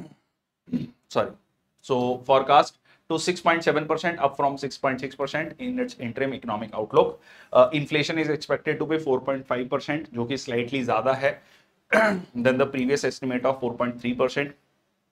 और OECD ने हाईलाइट किया कि India will remain the fastest growing economy in 24-25, outpacing the China, US and other G20 nations. Next आता है आपका डिफेंस न्यूज। डिफेंस न्यूज में पहली न्यूज है कि इंडियन नेवी होस्ट करने जा रहा है 5th edition of Goa maritime symposium. ठीक है, अब ये गोवा मैरीटाइम सिंपोजियम क्या है? 5th edition of the Goa maritime symposium at the naval war college in Goa. और फोरम का मकसद है ये जो इंडियन ओशन का रीजन है इसमें कॉपरेशन को बढ़ाना, जो सागर प्रोग्राम है हमारा, है ना, security and growth for all in the region. So it is very important collaborative thinking, cooperation, mutual understanding between India and key maritime nations in the Indian Ocean region. This is very very important. So theme क्या है? Common maritime security challenges Indian Ocean region में.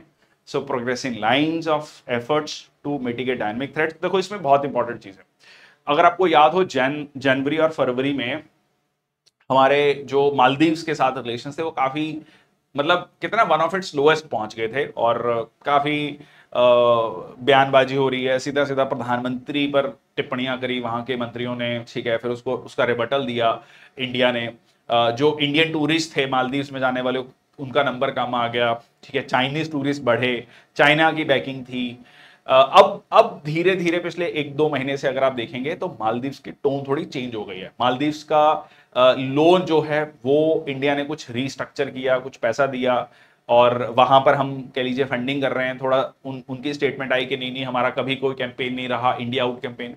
मतलब बिल्कुल इसकी photographs available हैं, online जाइए search कीजिए India out campaign. अब वो मना ही कर रहे हैं कि नहीं नहीं, हमने ऐसा कोई प्रोग्राम ही नहीं चलाया था इंडिया आउट कैंपेन।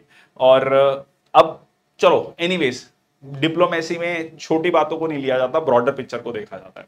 तो ये बहुत इंपॉर्टेंट है, ठीक है। सो मिटिगेट, ये आपका इसी चीज को आप ब्रॉडर पर्सपेक्टिव से देख सकते हो, ठीक है जी। क्योंकि वहां पर चाइना की प्रेजेंस का होना definitely not in India's interest, ठीक है। Unregulated fishing and other illegal maritime activities, participants will include representative from 12 Indian ocean littoral countries, Bangladesh, Comoros, Indonesia, Madagascar, Malaysia. तो ये हमारे जो पार्टनर कंट्रीज हैं इनमें, ठीक है। आप देख सकते हैं सेशल, सिंगापुर, श्रीलंका, थाईलैंड, ठीक है। Observers like Kenya and Tanzania also. Goa maritime symposium जो है कंसेप्चुअलाइज किया गया, एस्टेब्लिश किया गया इंडियन नेवी के द्वारा 2016 में, ठीक है। ये कुछ उसी तर्ज पर है जैसे कि आप यूरोप में देखेंगे, यूएस में देखेंगे। ये इंडियन ओशन रीजन में जो है गोवा मैरीटाइम सिंपोजियम जो है कंसेप्चुलाइज किया गया इंडियन नेवी के द्वारा, कि सिक्योरिटी इश्यूज को लेकर सारे जो कंट्रीज हैं वो आपस में बैठें, बातचीत करें और कॉपरेट करें एक दूसरे के साथ, ठीक है। एक थिंक टैंक की तरह, ठीक है। Russia China warship enter sea of Okhotsk for drills.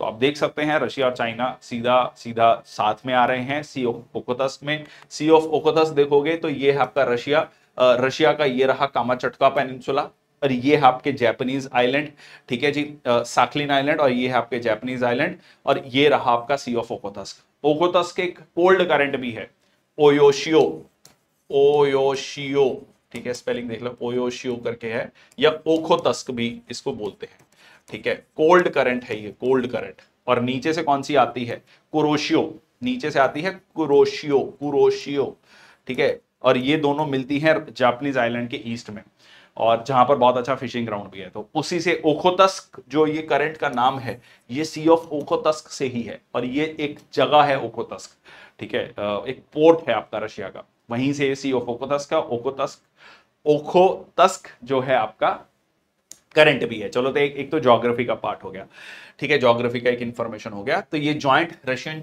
China naval exercise जिसका नाम है बेबू या इंटरेक्शन, ठीक है, नॉट बेबो, बेबो नहीं है, बीबू या कुछ भी कह लो इसको आप, इन्वॉल्व्स ट्रेनिंग। अच्छा एक और इंटरेस्टिंग, चलो मैं थोड़ा सा ऐसे ही फन एलिमेंट ऐड कर रहा हूं। बेबो है, जैसे बेबो करीना कपूर को कहा जाता है, एक बीबी है, बीबी, ठीक है, BIBE। ये बीबी किसको बोला जाता है, जो इजराइल के प्रधानमंत्री हैं बेंजामिन नेतन्याहू, उनको बोला जाता है। जैसे इंडिया में ये बीबी वर्ड यूज होता है, specially if you are from Punjab, Haryana, ठीक है, बीबी वर्ड यूज होता है। बेसिकली जो ओल्ड लेडीज हैं, ग्रैंड मदर्स हैं, उनको कहा जाता है। ये बीबी शब्द यूज होता है, मतलब इसका एक काइंड ऑफ सरनेम है, शॉर्ट नेम है, बेंजामिन नेतन्याहू का बीबी बोला जाता है। चलो वापिस आ जाओ न्यूज पे, ठीक है। So warship from Russia Pacific fleet Chinese naval have entered the sea of Okhotsk for these drills. और जो ये एक्सरसाइज है इसमें अगेन ये सारी चीजें हैं। देखो जो भी एक्सरसाइज होती है ना, उसमें यही कहा जाता है कि हम जॉइंट ड्रिल्स कर रहे हैं, ठीक है, जॉइंट डिफेंस को लेकर काम कर रहे हैं, इंटर ऑपरेबिलिटी की काम बात कर रहे हैं, एक दूसरे से बेस्ट प्रैक्टिसेस को सीख रहे हैं, ये कहा जाता है। फोकस रशिया चाइना साथ आ रहे हैं, फोकस आप समझ सकते हैं ओखोतस्क में है, तो जापान को आप टारगेट कर रहे हैं, साउथ कोरिया को टारगेट कर रहे हैं। साउथ कोरिया और जापान को जब टारगेट कर रहे हैं, ये दोनों देश किसके पार्टनर कंट्रीज हैं, यूएस के पार्टनर कंट्रीज हैं, यूएस के द्वारा कहीं ना कहीं बैक्ड हैं, अब यूएस को चैलेंज कर रहे हैं, ठीक है। So countering unmanned boats, recce operation using deck helicopters, exercise plans covers artillery firing as well as anti submarine anti aircraft drills, ठीक है जी। चलो नेक्स्ट आपका defence minister Rajnath Singh inaugurate Sainik school in Jaipur Rajasthan. तो ये डिसाइड किया गया था, ये अनाउंस किया गया था कि 100 सैनिक स्कूल खोले जाएंगे, ठीक है जी। 45 in partnership with state government, NGOs and private institutions. 40 जो स्कूल्स हैं वो ऑपरेशनल हो चुके हैं, इंक्लूडिंग द सैनिक स्कूल जयपुर, और इसका जो है इनॉग्रेशन किया गया भारत के रक्षा मंत्री के द्वारा। Defence minister noted that traditional public private partnership model is evolving into a private public partnership reflecting a shift in collaborative approach. ठीक है जी, मतलब प्राइवेट कर रहा है, उसमें सरकार अपनी भागीदारी दे रही है। ठीक है, तो दिस इज लाइक सैनिक स्कूल, 100 सैनिक स्कूल खोले जा रहे हैं। Japanese warship asserts freedom of navigation in Taiwan Strait। So Japanese warship जो है कहीं ना कहीं freedom of navigation की बात कर रहा है इस ताइवान स्ट्रेट में। क्यों? क्योंकि यहाँ पर चाइना बैठा है और चाइना सीधा सीधा साउथ चाइना सी की बात करता है, वो कहता है ये पूरा एरिया हमारा है, और वो जैपनीज शिप्स यही कह रही हैं कि हम भी इसको एक्सेस कर सकते हैं as per the international laws, United Nations convention on laws of seas के तहत हम भी इसको एक्सेस कर सकते हैं। So Japanese warship has cruised through the Taiwan Strait for the first time, assert the freedom of navigation। मतलब China को मैसेज दे रहा है कि हम भी जा सकते हैं इसमें से, ये हमारा, मतलब ये कहते हैं ना, ऐसे समझ लो कि एक रास्ता है, गली है, तो चाइना कह रहा है ये हमारी है, तुम नहीं जा सकते इसमें से। जापान कह रहे हैं नहीं जी, इंटरनेशनल लॉज के तहत मैं जा सकता हूँ यहाँ से। ये कहानी है कुल मिला के। तो इसको फार्मोसा स्ट्रेट भी कहा जाता है। ये ताइवान को मेनलैंड चाइना से अलग करता है। Features key ports like Amoy in mainland China, Kaohsiung in Taiwan. ठीक है, और इसमें कुछ मेजर रिवर्स हैं, जियोलोंग और मिन from the China's Fujian province, जो कि इस स्ट्रेट में जाकर गिरती हैं। और इसके अलावा ये क्रिटिकल कॉरिडोर है connecting South China Sea and East China Sea. यहां पर आप देख सकते हैं ये ईस्ट चाइना सी है और ये है साउथ चाइना सी। ठीक है, साउथ चाइना सी। ठीक है जी। और ताइवान स्टेट एक बहुत बिजी इंटरनेशनल नेविगेशनल वाटरवे है।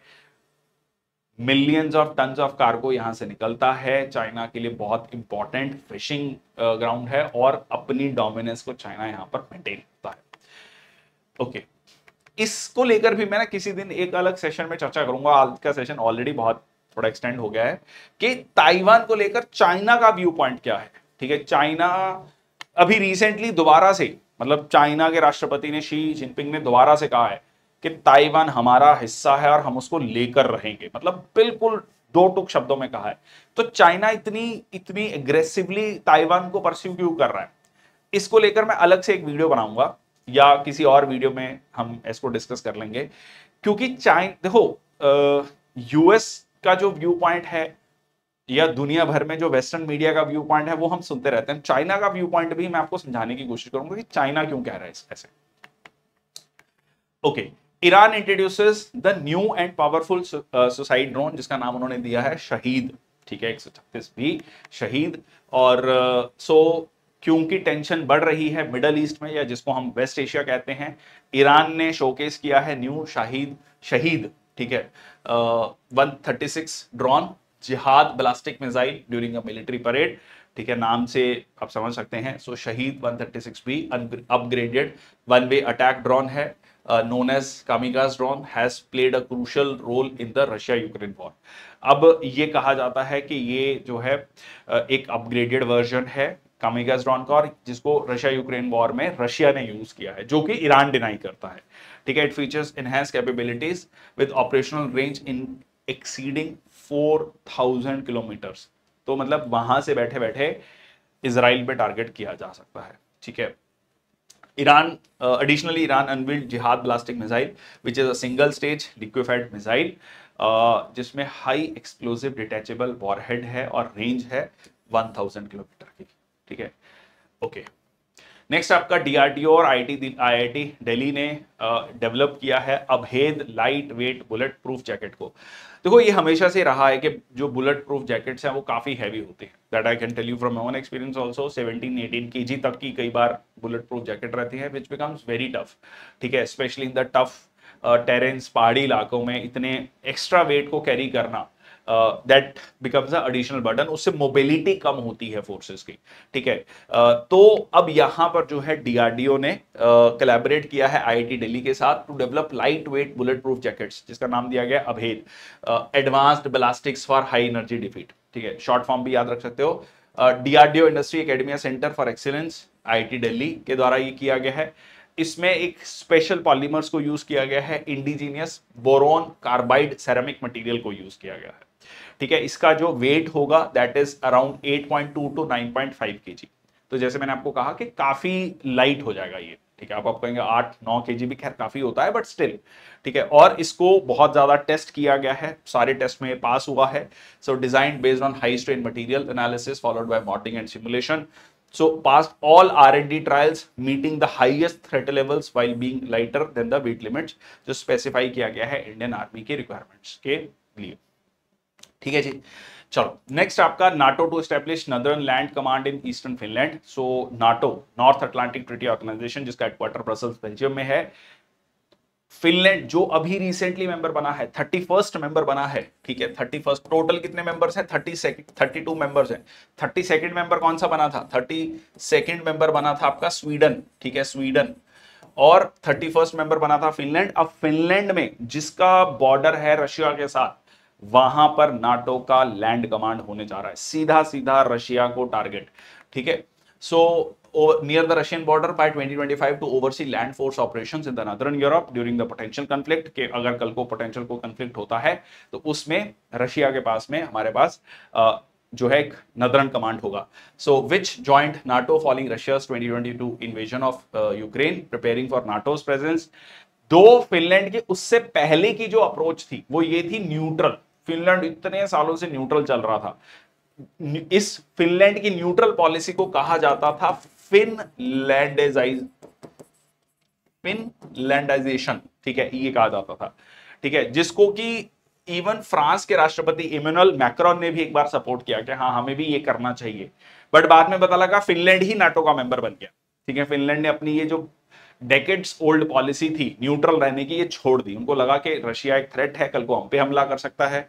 कल फिर उसके बाद हम किसी देश के पास जाएंगे कि देखो जी रशिया ने हमला कर दिया, वो कहेंगे अब तो पहले ही कह रहे थे, आप हमारे साथ आ जाओ, आपने नहीं आए, अब हम कुछ नहीं कर सकते।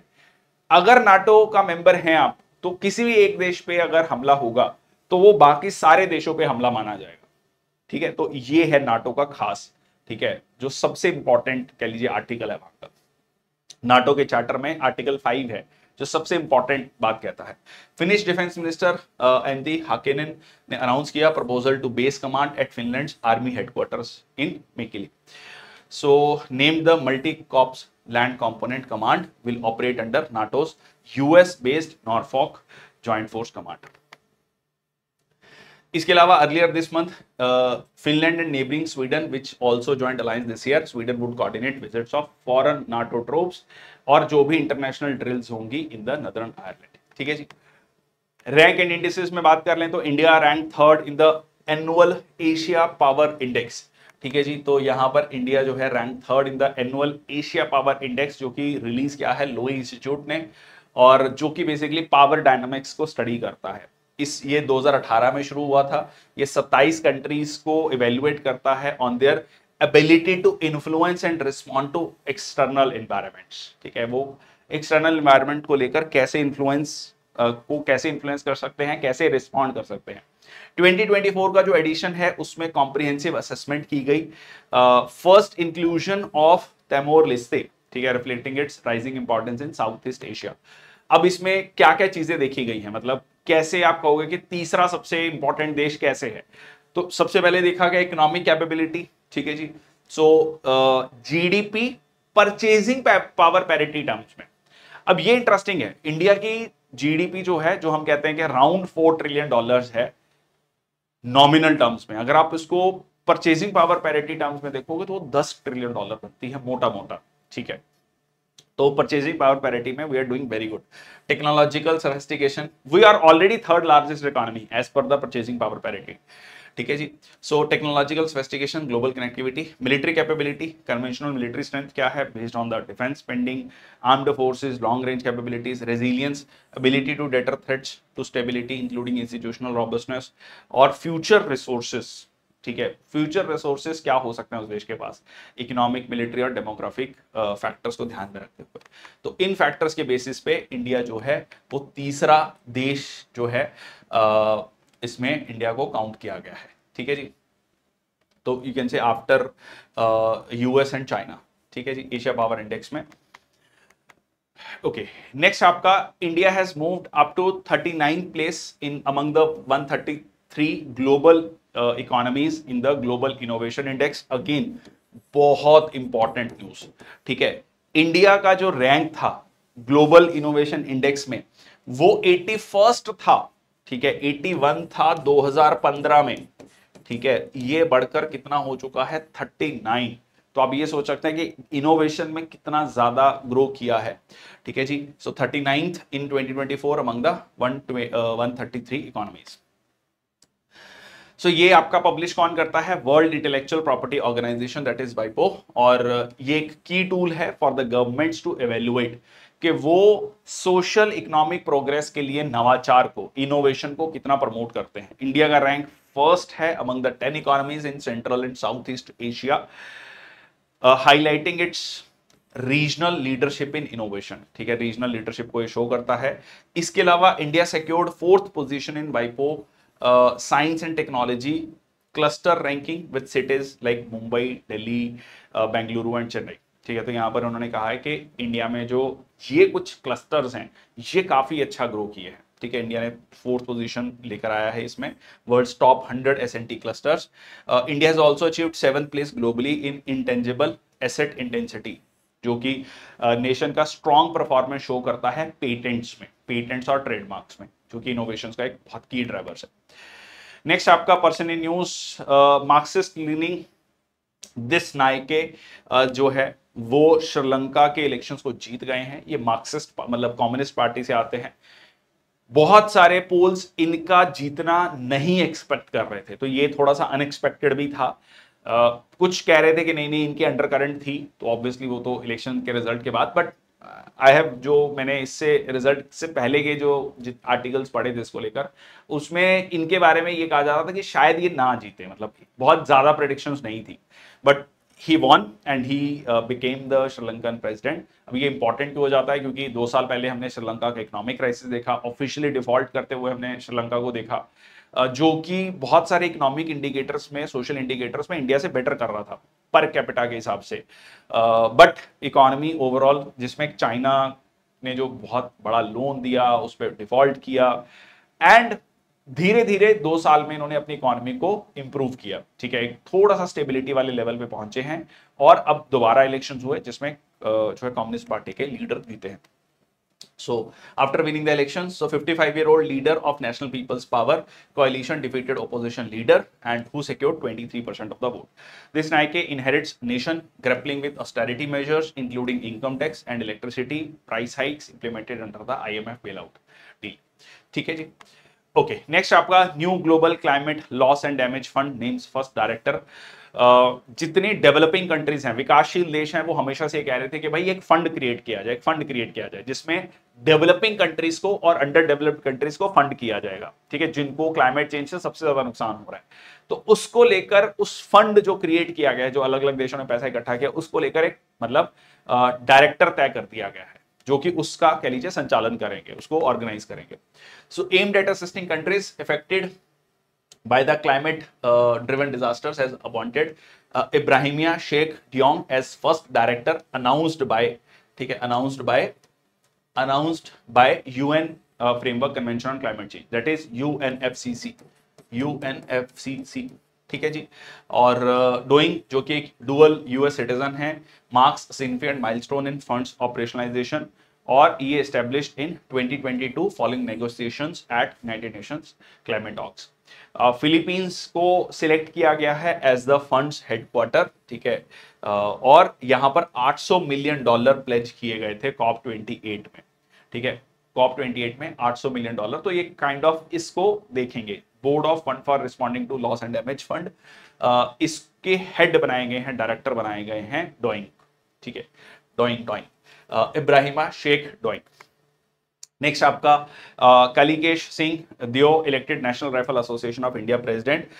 तो इनको जो है president of National Rifle Association, he beat his rival B K Dhal 3621 polls, Constitution Club of in Delhi. और former MP from Odisha was taking care of the day-to-day functioning of NRAI, that is National Rifle Association of India, उसके acting president के रूप में काम कर रहे थे। अब प्रॉपर चुनाव हुए तो उसमें उन्होंने जीत लिया है इसको, ठीक है। तो Kalikesh Narayan Singh Deo. Alok Ranjan appointed as NCRB chief, senior IPS officer हैं।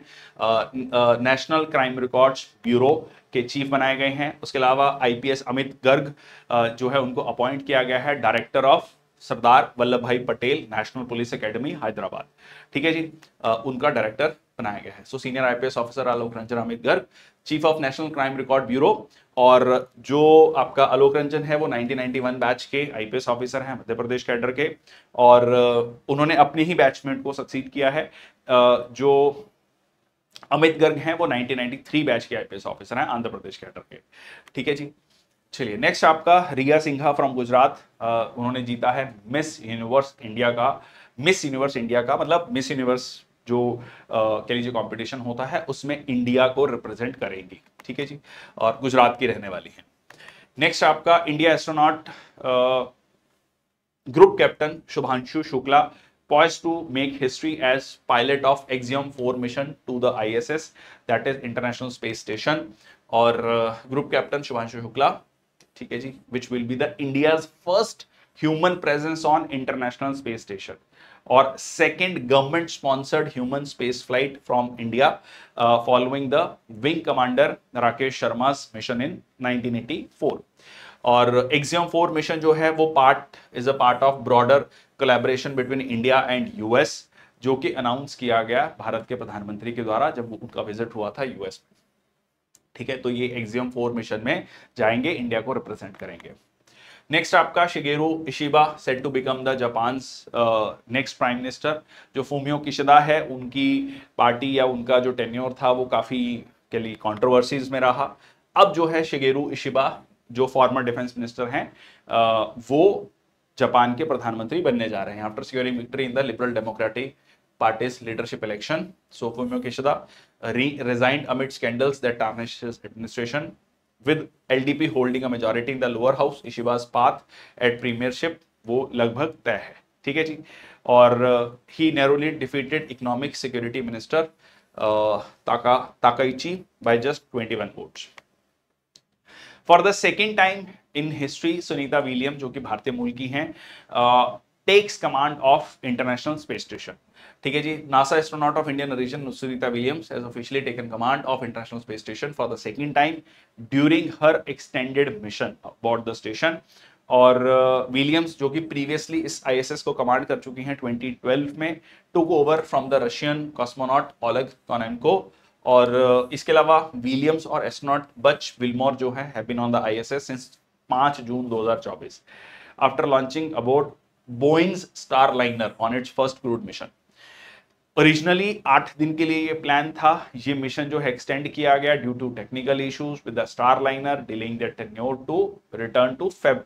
मतलब पहले वो 8 दिन के लिए जा रहे थे और वो मिशन जो है 8-9 महीने का हो गया। इंटरेस्टिंग है ये भी। ठीक है, जो 8 महीने का था वो 8 मतलब आप जून से फेब तक का गिन लो कितने महीने हो गए। ठीक है, दैट इज अराउंड 7 और 2 8-9 महीने का वो जो है टेन्योर हो गया। नेक्स्ट आपका Dame Maggie Smith legendary actress passes at 89, बहुत फेमस एक्ट्रेस रही हैं, सपोर्टिंग रोल्स में आप देखेंगे बहुत सारी हॉलीवुड की मूवीज में इनको देखा गया, खासकर हैरी पॉटर फिल्म्स में, best known for Harry Potter films, Downton Abbey, remembered as a true legend. ठीक है जी, इनका देहांत हो गया है। So she gained her first BAFTA nomination in 1958, मतलब तब से जो है ये कह लीजिए मूवीज में है। And so tributes have been paid by the king and the prime minister. 1970 में she won the best actress Oscar for 1969's prime of Miss Jean Brodie. तो बहुत सारे अवार्ड्स इनको मिले हुए हैं। नेक्स्ट आपका awards and honours, Jaipur to host 25th edition of IIFA awards. So Jaipur जो है to host 25th edition of International Indian Film Academy Awards अगले साल मार्च 2025 में। और ये अनाउंसमेंट आई है 2024 आईफा अवार्ड्स के समय पर, which will be held for 3rd consecutive year at Abu Dhabi. ठीक है, तीसरी बार लगातार ये अबू धाबी में हो रहा है। तो जो राजस्थान की डिप्टी चीफ मिनिस्टर हैं दिया कुमारी, उन्होंने कहा कि ये बहुत इंपॉर्टेंट है, इससे मतलब राजस्थान का टूरिज्म इंप्रूव होगा and this will be the second time कि जो है the event is held in India with the first being in Mumbai. Okay, next आपका Chiranjeevi sets Guinness World Record as most prolific Indian film star. Megastar Chiranjeevi so has been officially recognized by Guinness World Record most prolific actor dancer Indian film industry.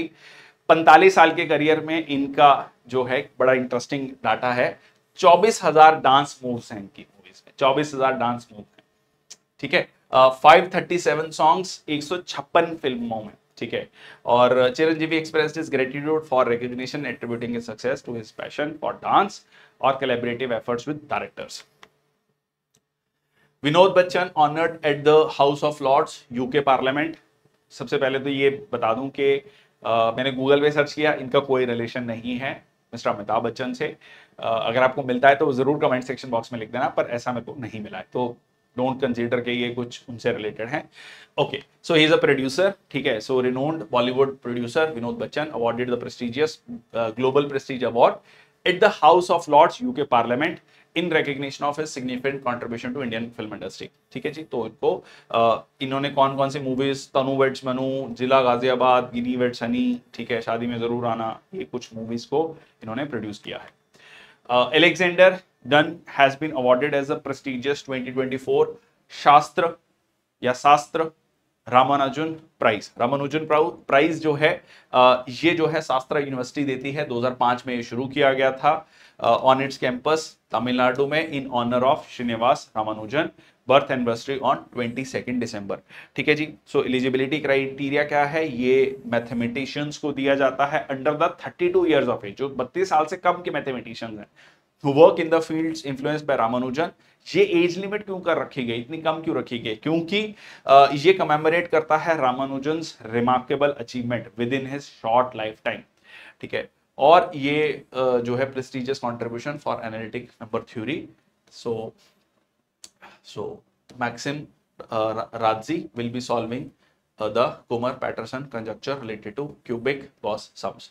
तो ये जो है ये दिया गया है Alexander Dunn को. Has been awarded this prestigious 2024 शास्त्र रामानुजन प्राइज.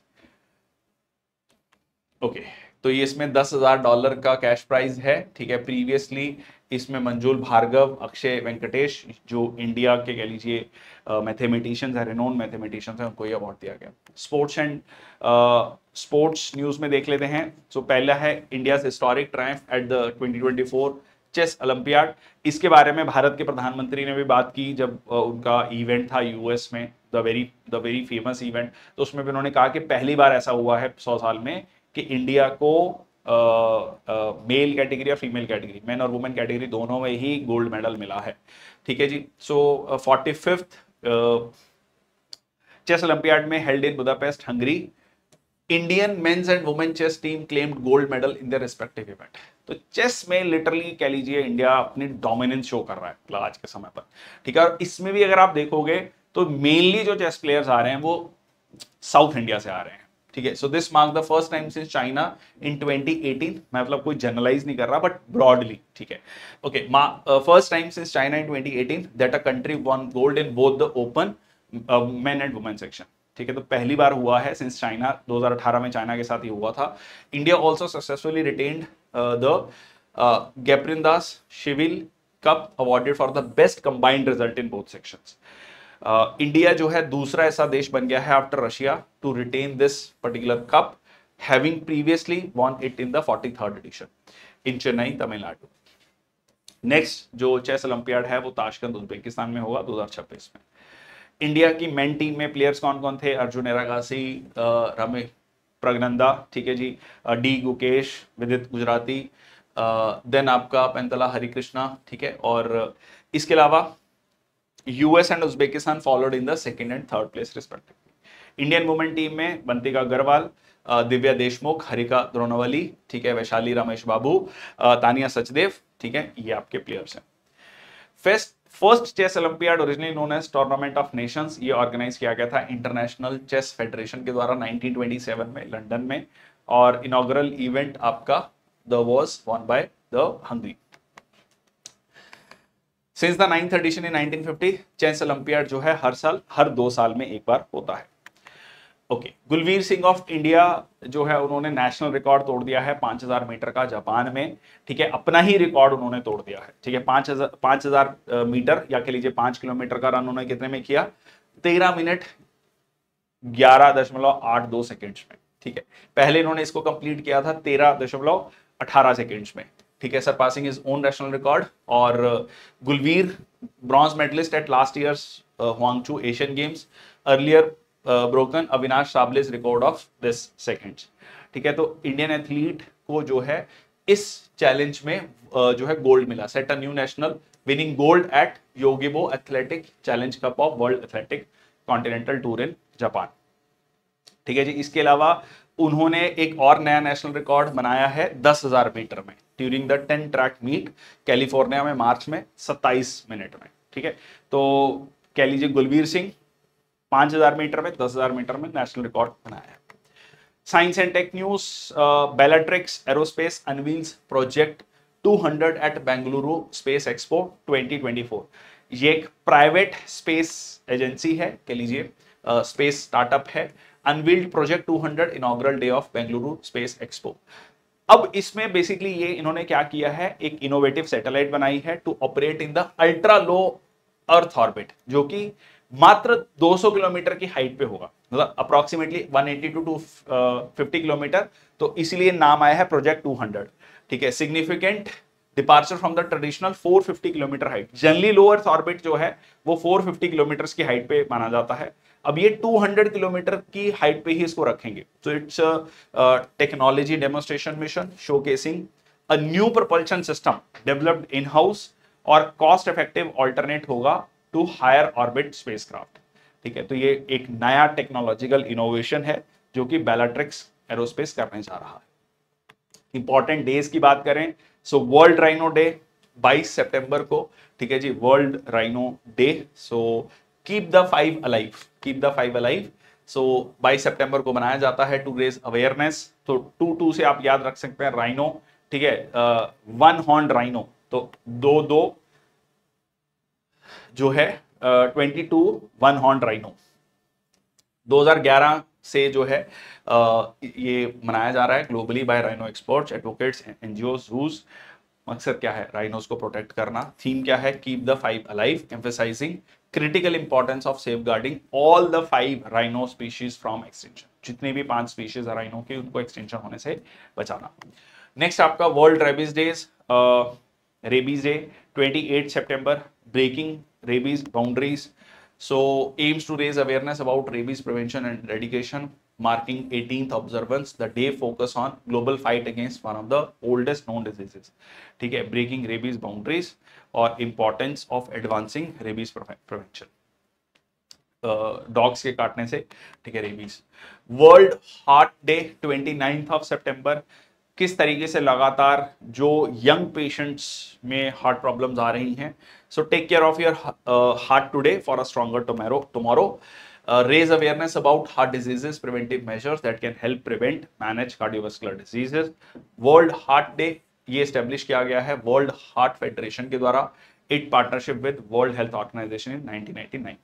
पहला ऑफिशियल ऑब्जर्वेंस जो हुआ 2000 में, सन 2000 में, aiming to raise awareness about the rising impact of heart disease and stroke, जो कि लगातार दुनिया में हम देख रहे हैं पिछले कुछ समय से बढ़ता जा रहा है because of lifestyle, because of stress, increasing stress.